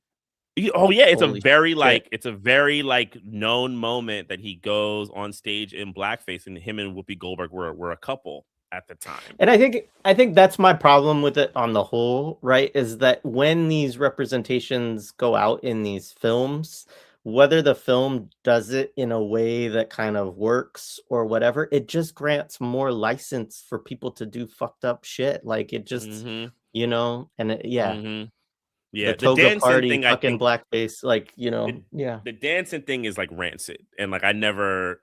I mean I wasn't a Ted Danson guy either there, but like even before that, but that was like oh fuck this dude. Um, um, yeah, and Whoopi like totally excused it, and it's like a real bullshit ass moment. It was definitely the moment where I began to question Whoopi Goldberg that has never left. Which we have to do a Whoopi Goldberg movie, a few of them, Oh, especially her propaganda comedies at some point. We have to do those because she was yeah. a huge propaganda person. So yeah, to kind of keep pushing. Um, yeah, I mean, like the whole train sequence, they do that, they're unsuccessful, right? It's like not a great. It's actually like when I watch it, it's not a. It's probably like the weakest part of the movie, like the whole train sequence. It kind of drags a little bit to me because then they like like the ape and all that. Like I don't really like that part of the movie. Doesn't really do much for me. That's Like I don't. another that's yeah, that's a scene too that, like, is totally like, it's just this is gross and It's just unnecessary, like, gross. Yeah, it's just silly. Like it felt like they ran out of writing, and like they didn't really know what to do, how to tie it up. They wanted kind of like an action thing, and like then like so because Beaks gets thrown into but basically what they do is Beaks he basically catches them. He realizes that it's Winthorpe, right, and Valentine and all of them. He basically like tries to take them towards the back, and then he goes them in a room, basically to like shoot them. But he stands right next to a giant gorilla, right, or in front of it, and the gorilla like hits him in the head, and yeah, and he because knocks out. he hits he I hits a think so. person who's in a gorilla suit, and so Yes, yeah, then the gorilla it's Belushi. thinks He hits Belushi. right, right. So yeah, so Belushi has put on the gorilla suit at this point. So he hits Belushi in the gorilla suit, and the gorilla thinks that he's attacking gorillas and enacts his vengeance, and then they put him in the gorilla suit into the cage with the gorilla, and we get another sexual assault scene, more overt this time of, you know, so yeah. Mhm. And then so after that, you get they get the briefcase. They have like the kind of deep throat scene where like Eddie Murphy does like the Beaks thing, and they like trade the crop report. So they give the Dukes a fake crop report, right? Um, and the Dukes get it. They look at it.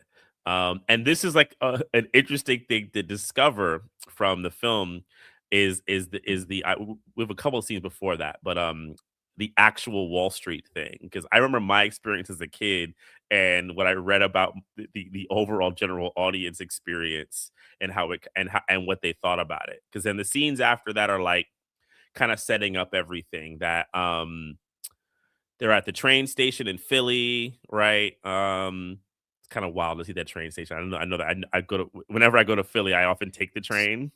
Yeah, 30th Street Station is what it's called. Yeah, Yeah, yeah. 30th Street Station. So like that, it's funny to kind of see how most those train stations change and don't change.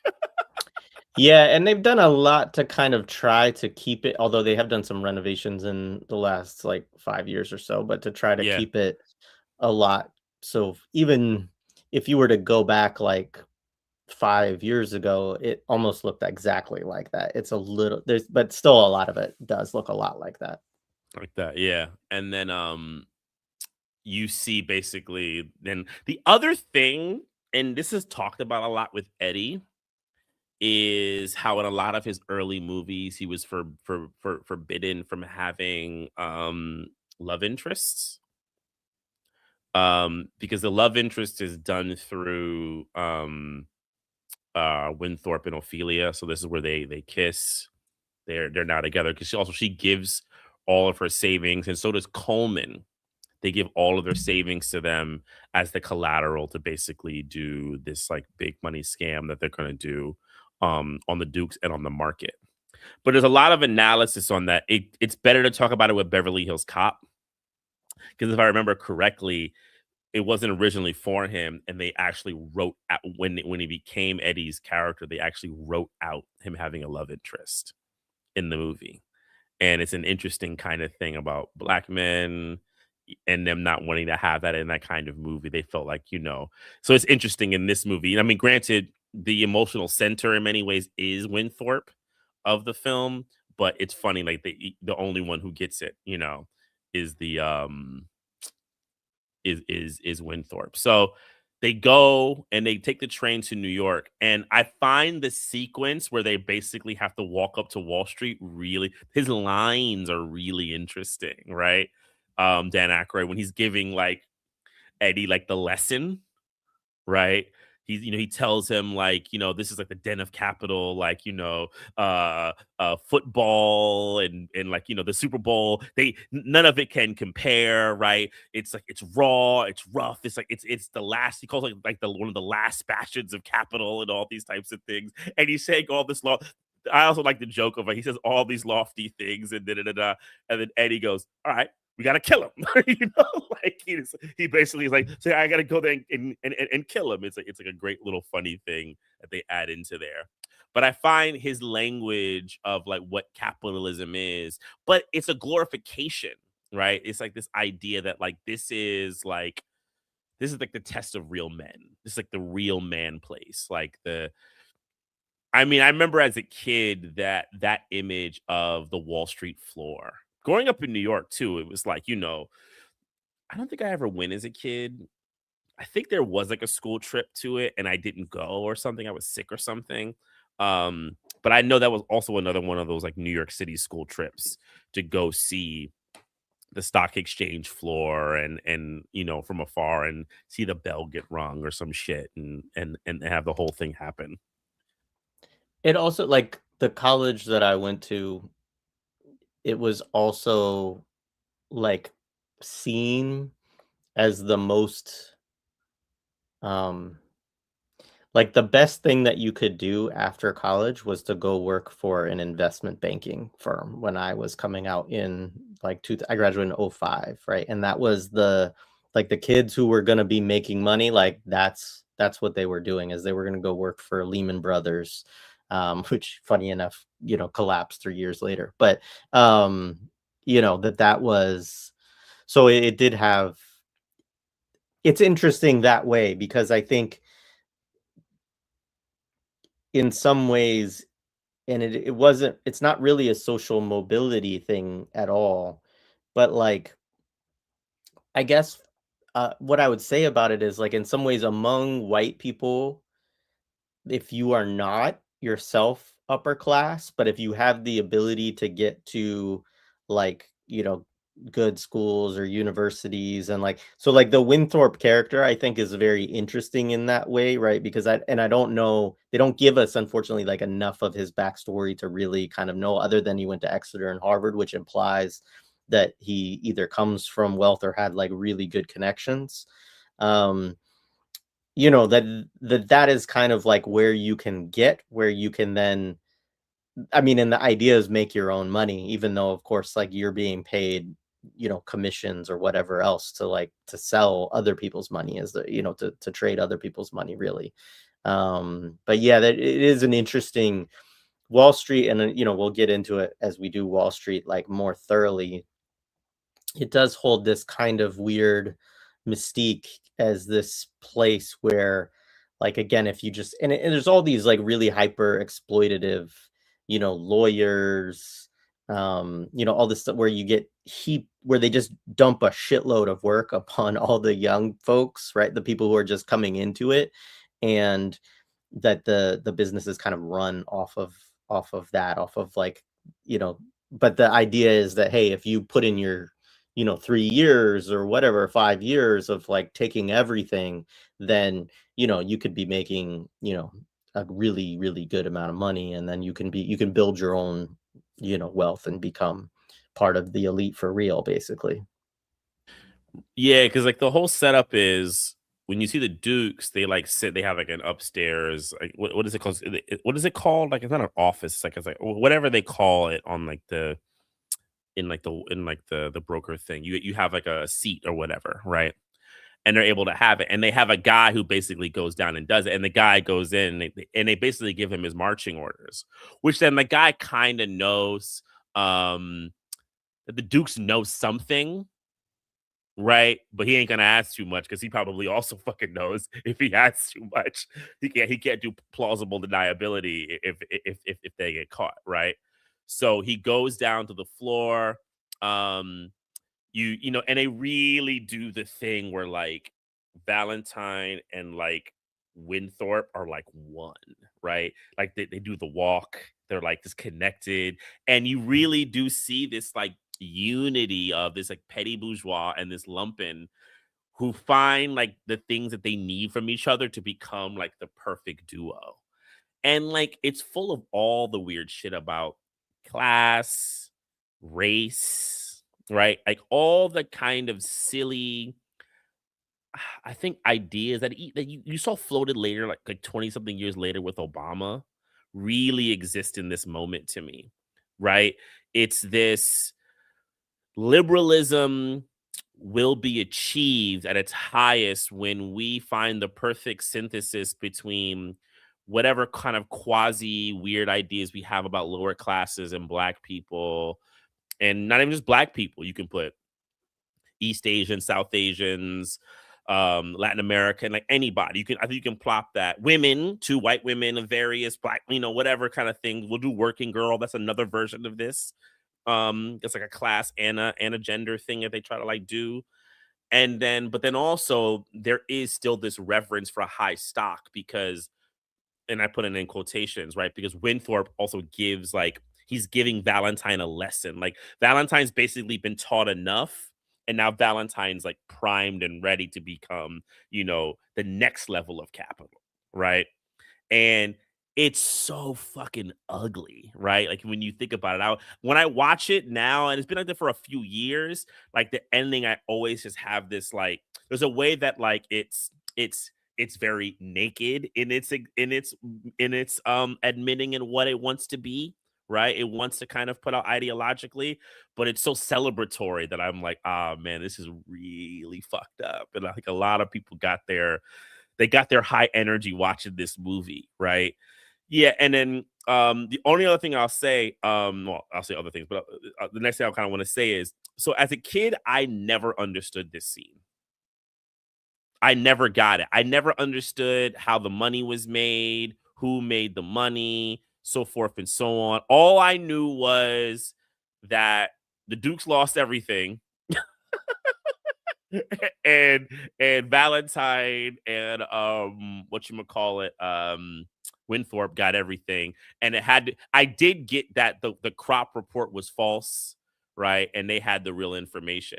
Something that I read though is generally audiences didn't get it either, actually. And the writer said they didn't really care. They said they wanted it to be exact, but they felt like if the way they shot it, that the emotions were just, if they just had enough shots where they could show you that they're winning and the other ones were losing, it would be fine. They said they didn't want to get into the minutia of it. They kind of wanted you to see the chaos of the moment, and then at the chaos that they would win.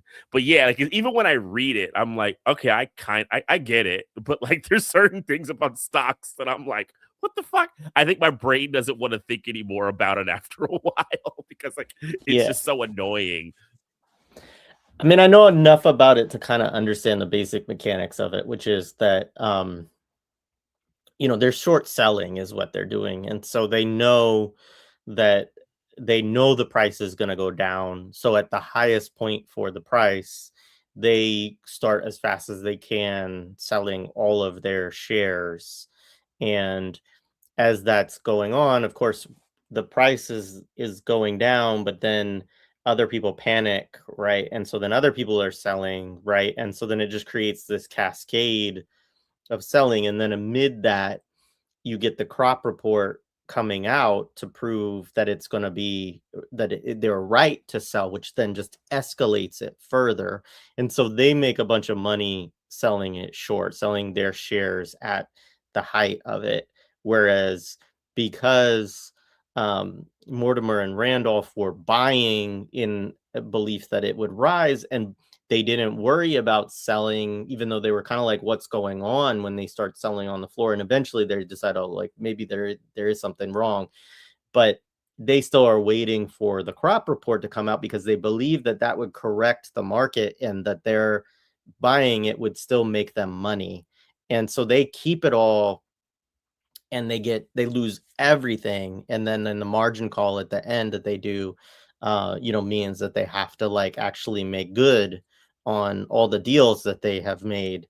And they don't have any money to actually, they don't have enough money to actually back up everything they did, because they've basically like mortgaged everything to get as much capital as possible to, do in this deal, because they think it's just gonna, triple their wealth or whatever, right? And so they, that's when the guy's like, okay, well, we're going to seize your ability to trade on this floor and your, Yeah. your company and everything else. And they lose their mind because of course they believe that with their stock and everything else that they deserve to always be on the floor, that them, having been conniving and getting out connived, shouldn't stop. And yeah, Stephen Peltier, Pellicer said it's GameStop, and in some cases Mm, that would be a modern equivalence, right? Of everybody with the GameStop thing, there was an online effort of just everybody choosing to sell GameStop and just being pushed on all of these different platforms and whatnot. And um, you know, Big GameStop eventually did get bailed out by somebody. Otherwise, they would have gone under. They were very close to going under.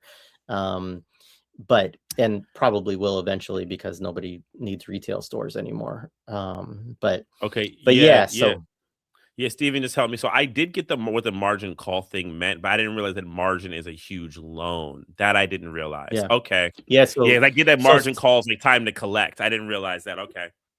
yeah, so you can also buy stocks on margin, right? Which means that you are, betting, beyond kind of like what, and I forget the Uh, exact, way that that works, but like basically, you know, yeah, it's like it's betting, it's really gambling, right? In that yeah. kind of sense.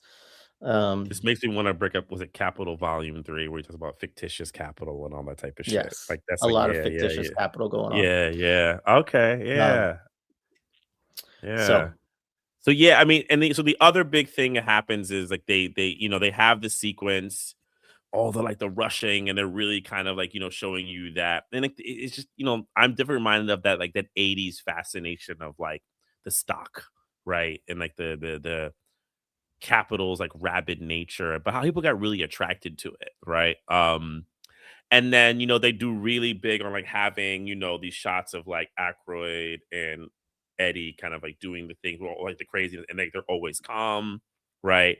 And then, like they literally like the trader, he tries to get the money and he can't sell them, and they're like, sell, right? Like he faints right on this stuff, and and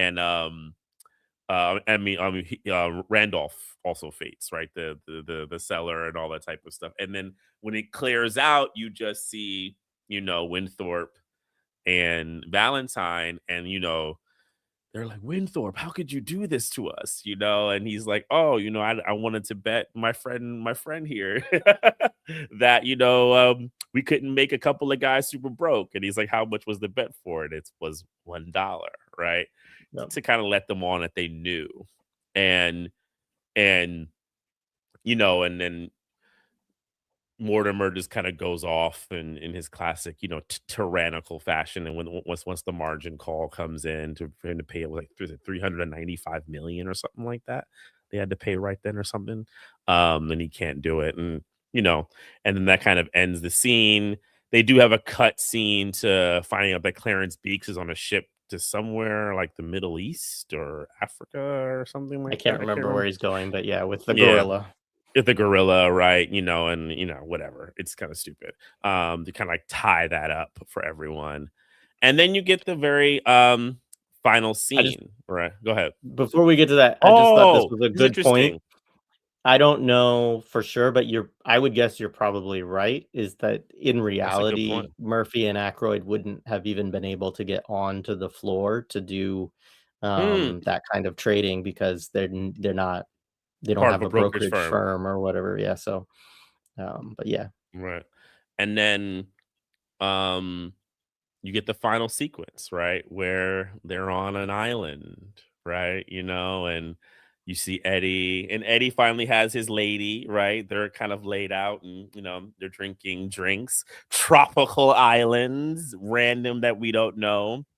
Then you see Coleman, right? And he asks Coleman, like, what should we have? And then Coleman says, Coleman has him a nice young, I think she looks Latin American, Caribbean kind of, lady next to him, much, 30, 40 years his junior, right? Next to him, right? And then, he then calls his new butler, right? The butler is like, yes, but friend, he's like a little Italian. I don't know what that's trying. Is that Italian or something? They're trying. Dimitri, is it, or like what is his name, like Dimitri or some shit? Like I don't know what they're I don't trying to invoke there. Um, I kind yeah, of always, like, zone out at this point in the movie, yeah, honestly, because it's just sort of and over, then but yeah. you have the very famous, then you see the ship, right?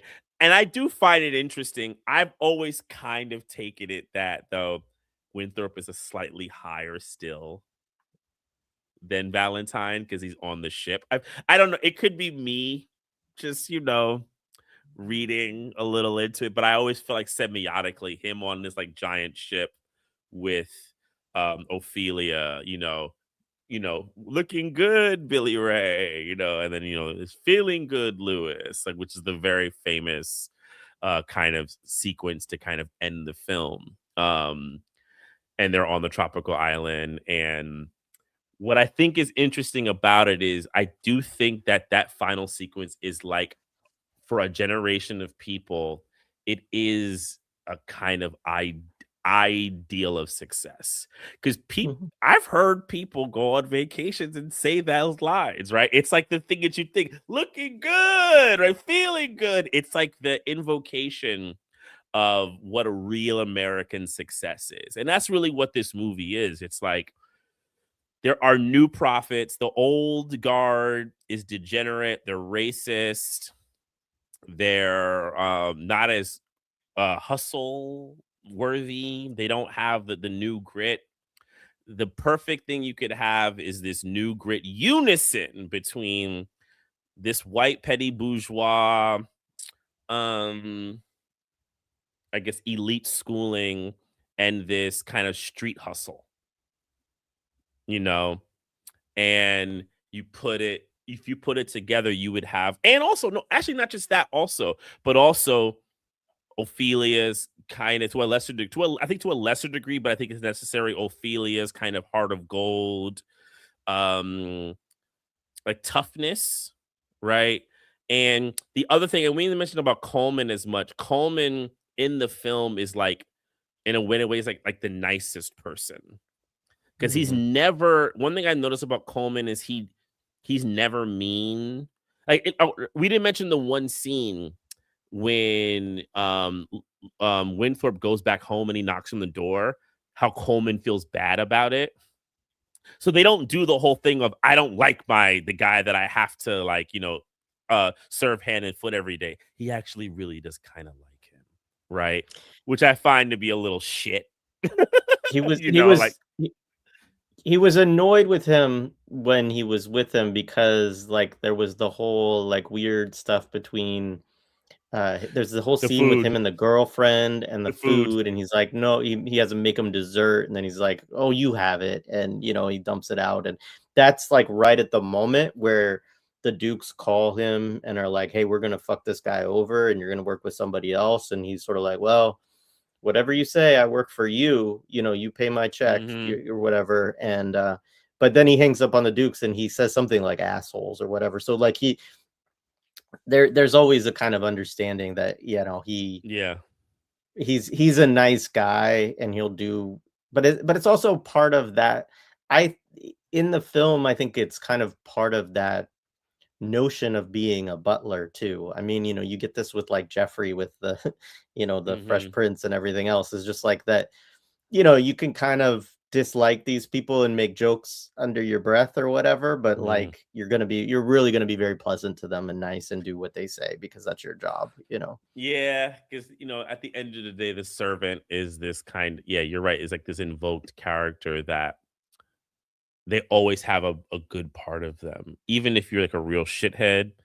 They understand that you're still human, and it's so self-serving and an icky, way to kind of put these people into a kind of essentialized character about them. So yeah, I mean, I don't know if I have anything else. I Um, mean, but I just think in closing, or just talking about, again, I, look, I think that the representation of the Dukes is great throughout the same. film, and I think it's and the way that I think that's the thing, that plus Eddie Murphy and, Dan Aykroyd and Jamie Lee Curtis, like, and it's a well cast film, like it kind of carry it. And so you get this, like, okay, like those of us on the left, or even if before we were like, maybe as clear about our politics, but had a critique of, capitalism and corporate greed and all of those things. Like, there's a lot there that you can look at it and kind of enjoy within the film, because it's clear that these people are bad people, that they try to pit people against each other. They play with human lives in a way that's just totally Mhm. unethical and immoral. Um, and I think that resonates, right? Because that is that is what capitalists are, like that. Mhm. Um, but I think on the flip side, yeah, the problem, like you said, with the ending, I mean, the solution to it in the film, which is in some ways fine within a film, because like what else are two guys gonna do, right? Like they're just two individual people. It's not like they're going to, but they're just like, okay, we're gonna out cheat them, Yeah. at the same system. And so we're going to also unethically engage in the same capitalist system, make a whole bunch of money for ourselves. And then, yeah, the dream or the aspiration is to be able to do that. Right. And so, I mean, and, I know we'll talk about the way that Gordon Gecko, is sort of this figure of the 80s. Um, but, even though, as we'll talk about, there are ways within Wall Street that it is supposed to be a critique or whatever, like, I Mhm. feel like most people that watched that movie in the 80s were like, yeah, greed is good. Like, this is the greed is good, decade. And I mean, there is that movie. Is it The Boiler Room or something like that from like the 90s or the early aughts? I can't remember when it happened. It was like Giovanni Ribisi. I think Ben Affleck is in it. Mhm, And in the yep. movie, they have it where they basically watch scenes from Wall Street and Glenn Ross. Mhm, The famous Alec Baldwin brass balls sequence when he yells at the workers. Yeah, only play slash movie that I ever liked that David Mamet wrote. I do actually quite like Glenn Ross. Um, but Mamet's a right wing loon who I can't stand. Um, but yeah, because yeah, one of the things to say is this movie, Trading Places, is actually, I said it earlier, it's actually really liked by people who have these kinds of hagiographic like thoughts about Wall Street and capital, because they really buy into the idea that like there are these people who can do capitalism right, and what's implicit is supposed to believe that because you have this formation between Ophelia, Coleman, Winthorpe, and Valentine, that you're going to get a kind of ethical, savvy, diverse approach to capitalism that's going to be equal for all. And the people really like it. Like it's considered like a Wall Street classic. Like they look at Trading Places in this really kind of like positive way. Because I think there was a way that, and I don't even think it was the 80s. I think it started in the 70s, that I think that even the most centrist liberals were just tired of old capital. They Yeah. were just tired of them. I think they were exhausted by the things that they did, their kind of old mentalities, and they're just like, look, we want to take capitalism to a new age. Also, we don't want to lose to communism, Yeah. and we don't want to lose to anti-colonial movements. We don't want to lose to that shit. We want to win. You guys stop, you suck. Yeah. Yeah, it's the whole, I mean, so it's a new money argument, and I think you get that a lot. And the idea is just that it's like kind of in some ways an inversion of the logics that you hear from Randolph and Mortimer in it, right? Which are sort of this idea of like um we're of good stock and of good, on one end we're of good stock, or on the second end we've had all of this, good upbringing, right? There's, good, we've been nurtured in the right way, right? And either way, those two dynamics, there's a recognition, because you don't just, not everybody gets into Phillips Exeter, into Harvard, right? Like, and so um either way, they do kind of reproduce the ruling class, right? And I think that, the new money argument is, and you hear this often, is like that old money, yeah, that it gets attached to old ideas, that it becomes backwards in its own kind of ways, and that you need. So this is a film about meritocracy as well, Hmm. right? And a kind of more egalitarian, more diverse meritocracy. And I mean, obviously there's kind of a contradiction there, which people should see, right? Which is that, within a capitalist system, it's never egalitarian, right? But it's that Right. idea of equal opportunity, right? And so, or e- or equal access, right? Or whatever. Hmm. And so you get, and it's interesting too, right? Because I think you can't watch this movie without thinking about the politics and the discussions around affirmative action that were going on in Hmm. this era as well, right? Because a lot of that comes in the 60s, but it really is still being pushed, in the 70s and into the 80s. And of course, Reagan is really like one of the, like, I don't want to say the first, but he is in part a big reaction to that. And Randolph it's interesting because I couldn't I wanted to look this up. On his desk, Randolph has Reagan, but I can't quite recognize um who Mortimer had on his desk. And I meant to try to look it up, but I totally forgot. But yeah, on Randolph's desk is Reagan. I don't, so this is interesting. I don't actually know this No, connection. So no, if neither do anybody I. has anything, I mean, I know I'd I be know very Alex interested. I know Alex Jones was definitely into the secret society stuff. I don't wonder if it's something to do with that. That Mm, was Alex mm, Jones's first big, you know, jump into the scene, the yeah, Bilderbergs and all that type of shit. yeah.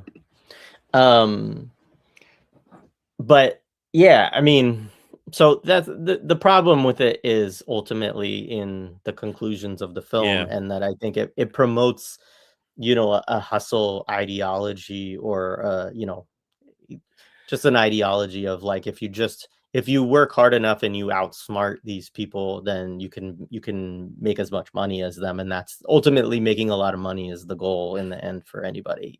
And then this movie walks what a bunch of other movies could run. So if you think about Working Girl is one, which we're going to do probably soon with Melanie Griffith. Another one is The Secret of My Success with Michael J. Fox, right? The classic mailroom kid who's smarter than all the executives becomes the executive, right? That's another one. Um, and there's more. I mean, it becomes a. I mean, I think that's the '90s, but even then you have like the black version with like Strictly Business, right? With the dude from the Cosby Show who was Lisa Bonet's husband and Tommy Davidson, right?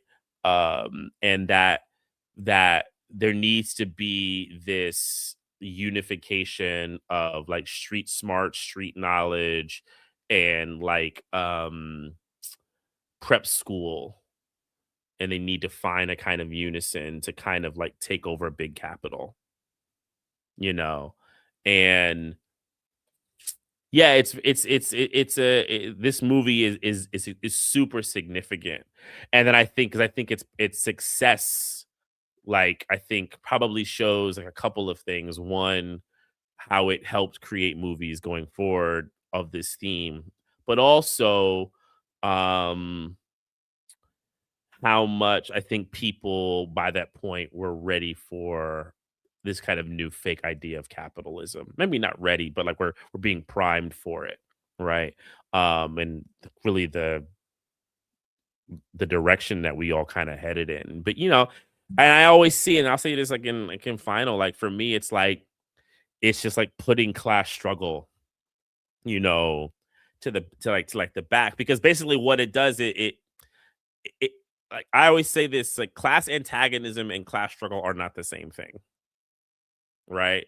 And liberalism is really big into talking about class antagonism, right? They'll actually admit that, but they see that as like a permanent societal condition. While class struggle, if we think about dialectics and Mao and Marx and Lenin, all that type of stuff, it's about overcoming that, right? And that's really what revolution is about. It's overcoming those contradictions, right? And through like a revolutionary process. And it's the '80s, right? You're coming out of the '70s, late '60s through the '70s, where class struggle was like talked about constantly from all the movies, all the movements. Well, really before the '60s, but I'm just like kind of highlighting like that kind of like that high moment. And then you get into the '80s, and like people are putting class struggle to but they're willing to admit class antagonism. So they're just like, well, let's take out the old class and be the new prophets of capital. We'll call it a day. Yeah. Yeah, and I don't think capitalism can really function as a system unless there is that myth that you too can be, become a capitalist, that you too can Hmm. become, super wealthy and, you know. All right, cool. I'm gonna go through some of Hmm. the stuff in the chat real quick. Um, Shout out to Erica Kane. Sorry we had to do it. I don't think you stuck around for it, but maybe you'll catch the replay. But Look, I still there'll be laugh, more. and I still watch the movie. It still comes on, and I turn it on, but I'm very critical. Um,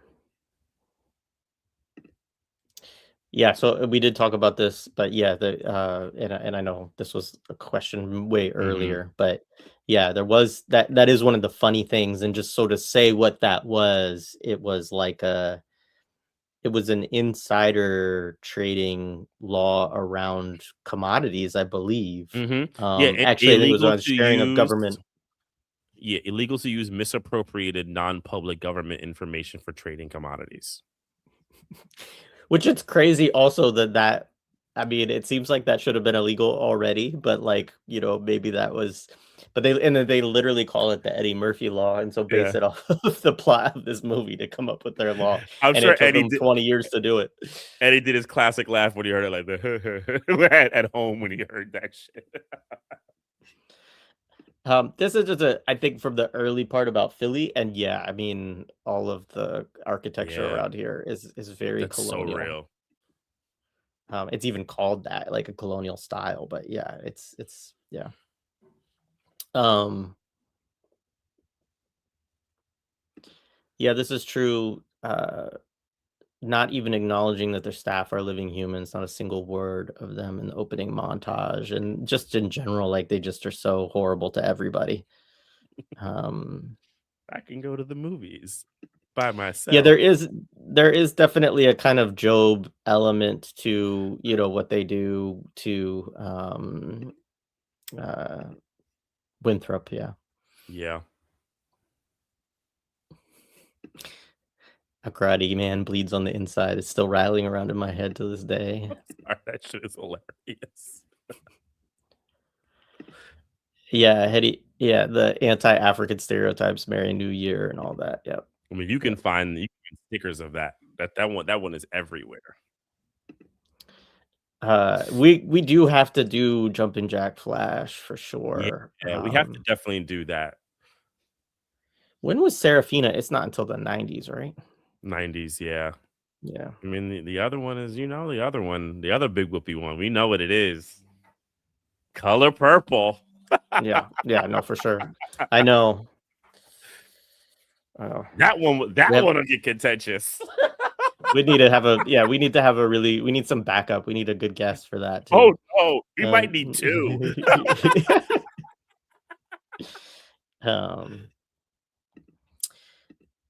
Trading Places, the story of the Black bourgeoisie. Yeah, sorry. I mean, I know folks who have been in, law, or also another field like that is like accounting and stuff like that. Like you work for these big firms and they just run through people and they use that logic of there's thousands of people out there who would take your job. And so you're either going to do it or we'll just get somebody else to do it. So I don't think Coming to America will be next. The Duke brothers do make a cameo in that.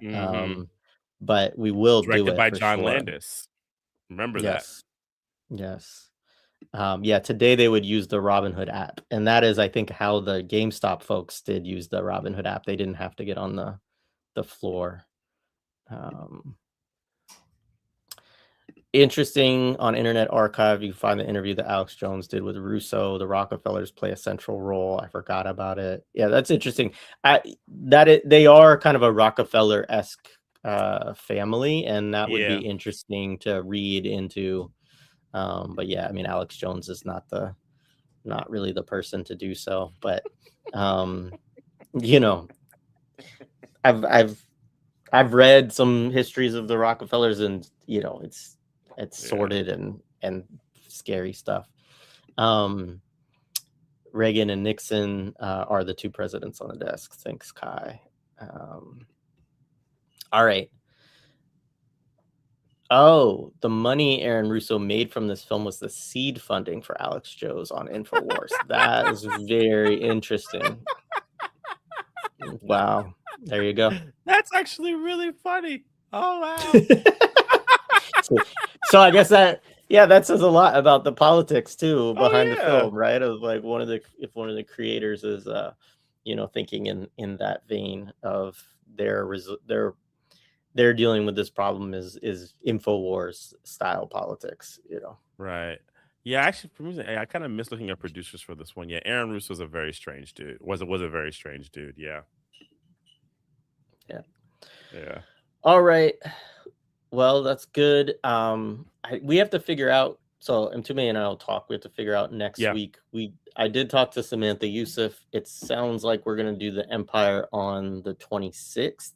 Because that's the first date that she can do. We have some other stuff coming up. One of the things I would like to do, Mtume sent me a bunch of ideas. There's also probably soon a WrestleMania conversation coming out. So I don't know if we'll do that next week, but this is not Mtume's vote, by the way, but me and some friends need to do a WrestleMania conversation. So I haven't watched wrestling in like decades, so we'll see. It's gonna be really interesting for me to watch. I'll be like, oh shit, what the fuck is this? Wrestling was big in the 80s, man. It was. Oh, it was. Yes, and I'm sadly was an Ultimate Warrior fan. I admit it. I think a lot of people were, because they were sick of Hulk Hogan. Was like it was when he beat him at WrestleMania. I was like, yeah, and then when he but then when he got bad again, I was like, I ain't gonna watch this. I hated Hulk Hogan. Still do. Yeah, Hulk Hogan's a character. I mean, we got to do Rocky 3 soon too, and then Underlip. Yeah. All right, man. All right, this was great. Thank you. Indeed.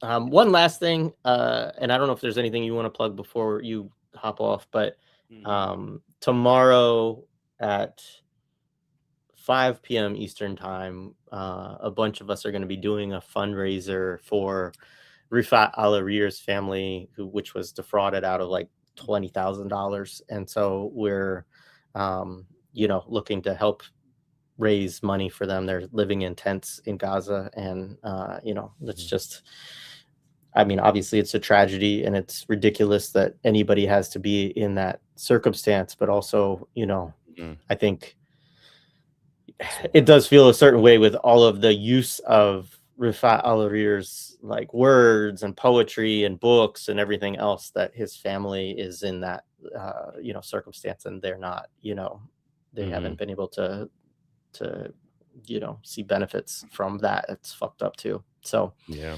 All right, everybody. Oh, yeah. did you have anything? Yeah, go a ahead. couple things. Monday, I have an interview with Gabriel Rockhill that I did coming up on Monday. And then end of the month Within Our Gates, I just recorded it a couple of weeks. I have a great interview with Stephen Shihai on his book Camera Palestina. We had a really great conversation. So look for those couple of things come up Within Our Gates. And I have some really good guests coming up. So it'll be a good year. Yeah. That's great. No, I look forward to that. Yeah. All right, man. All right, yeah. Peace.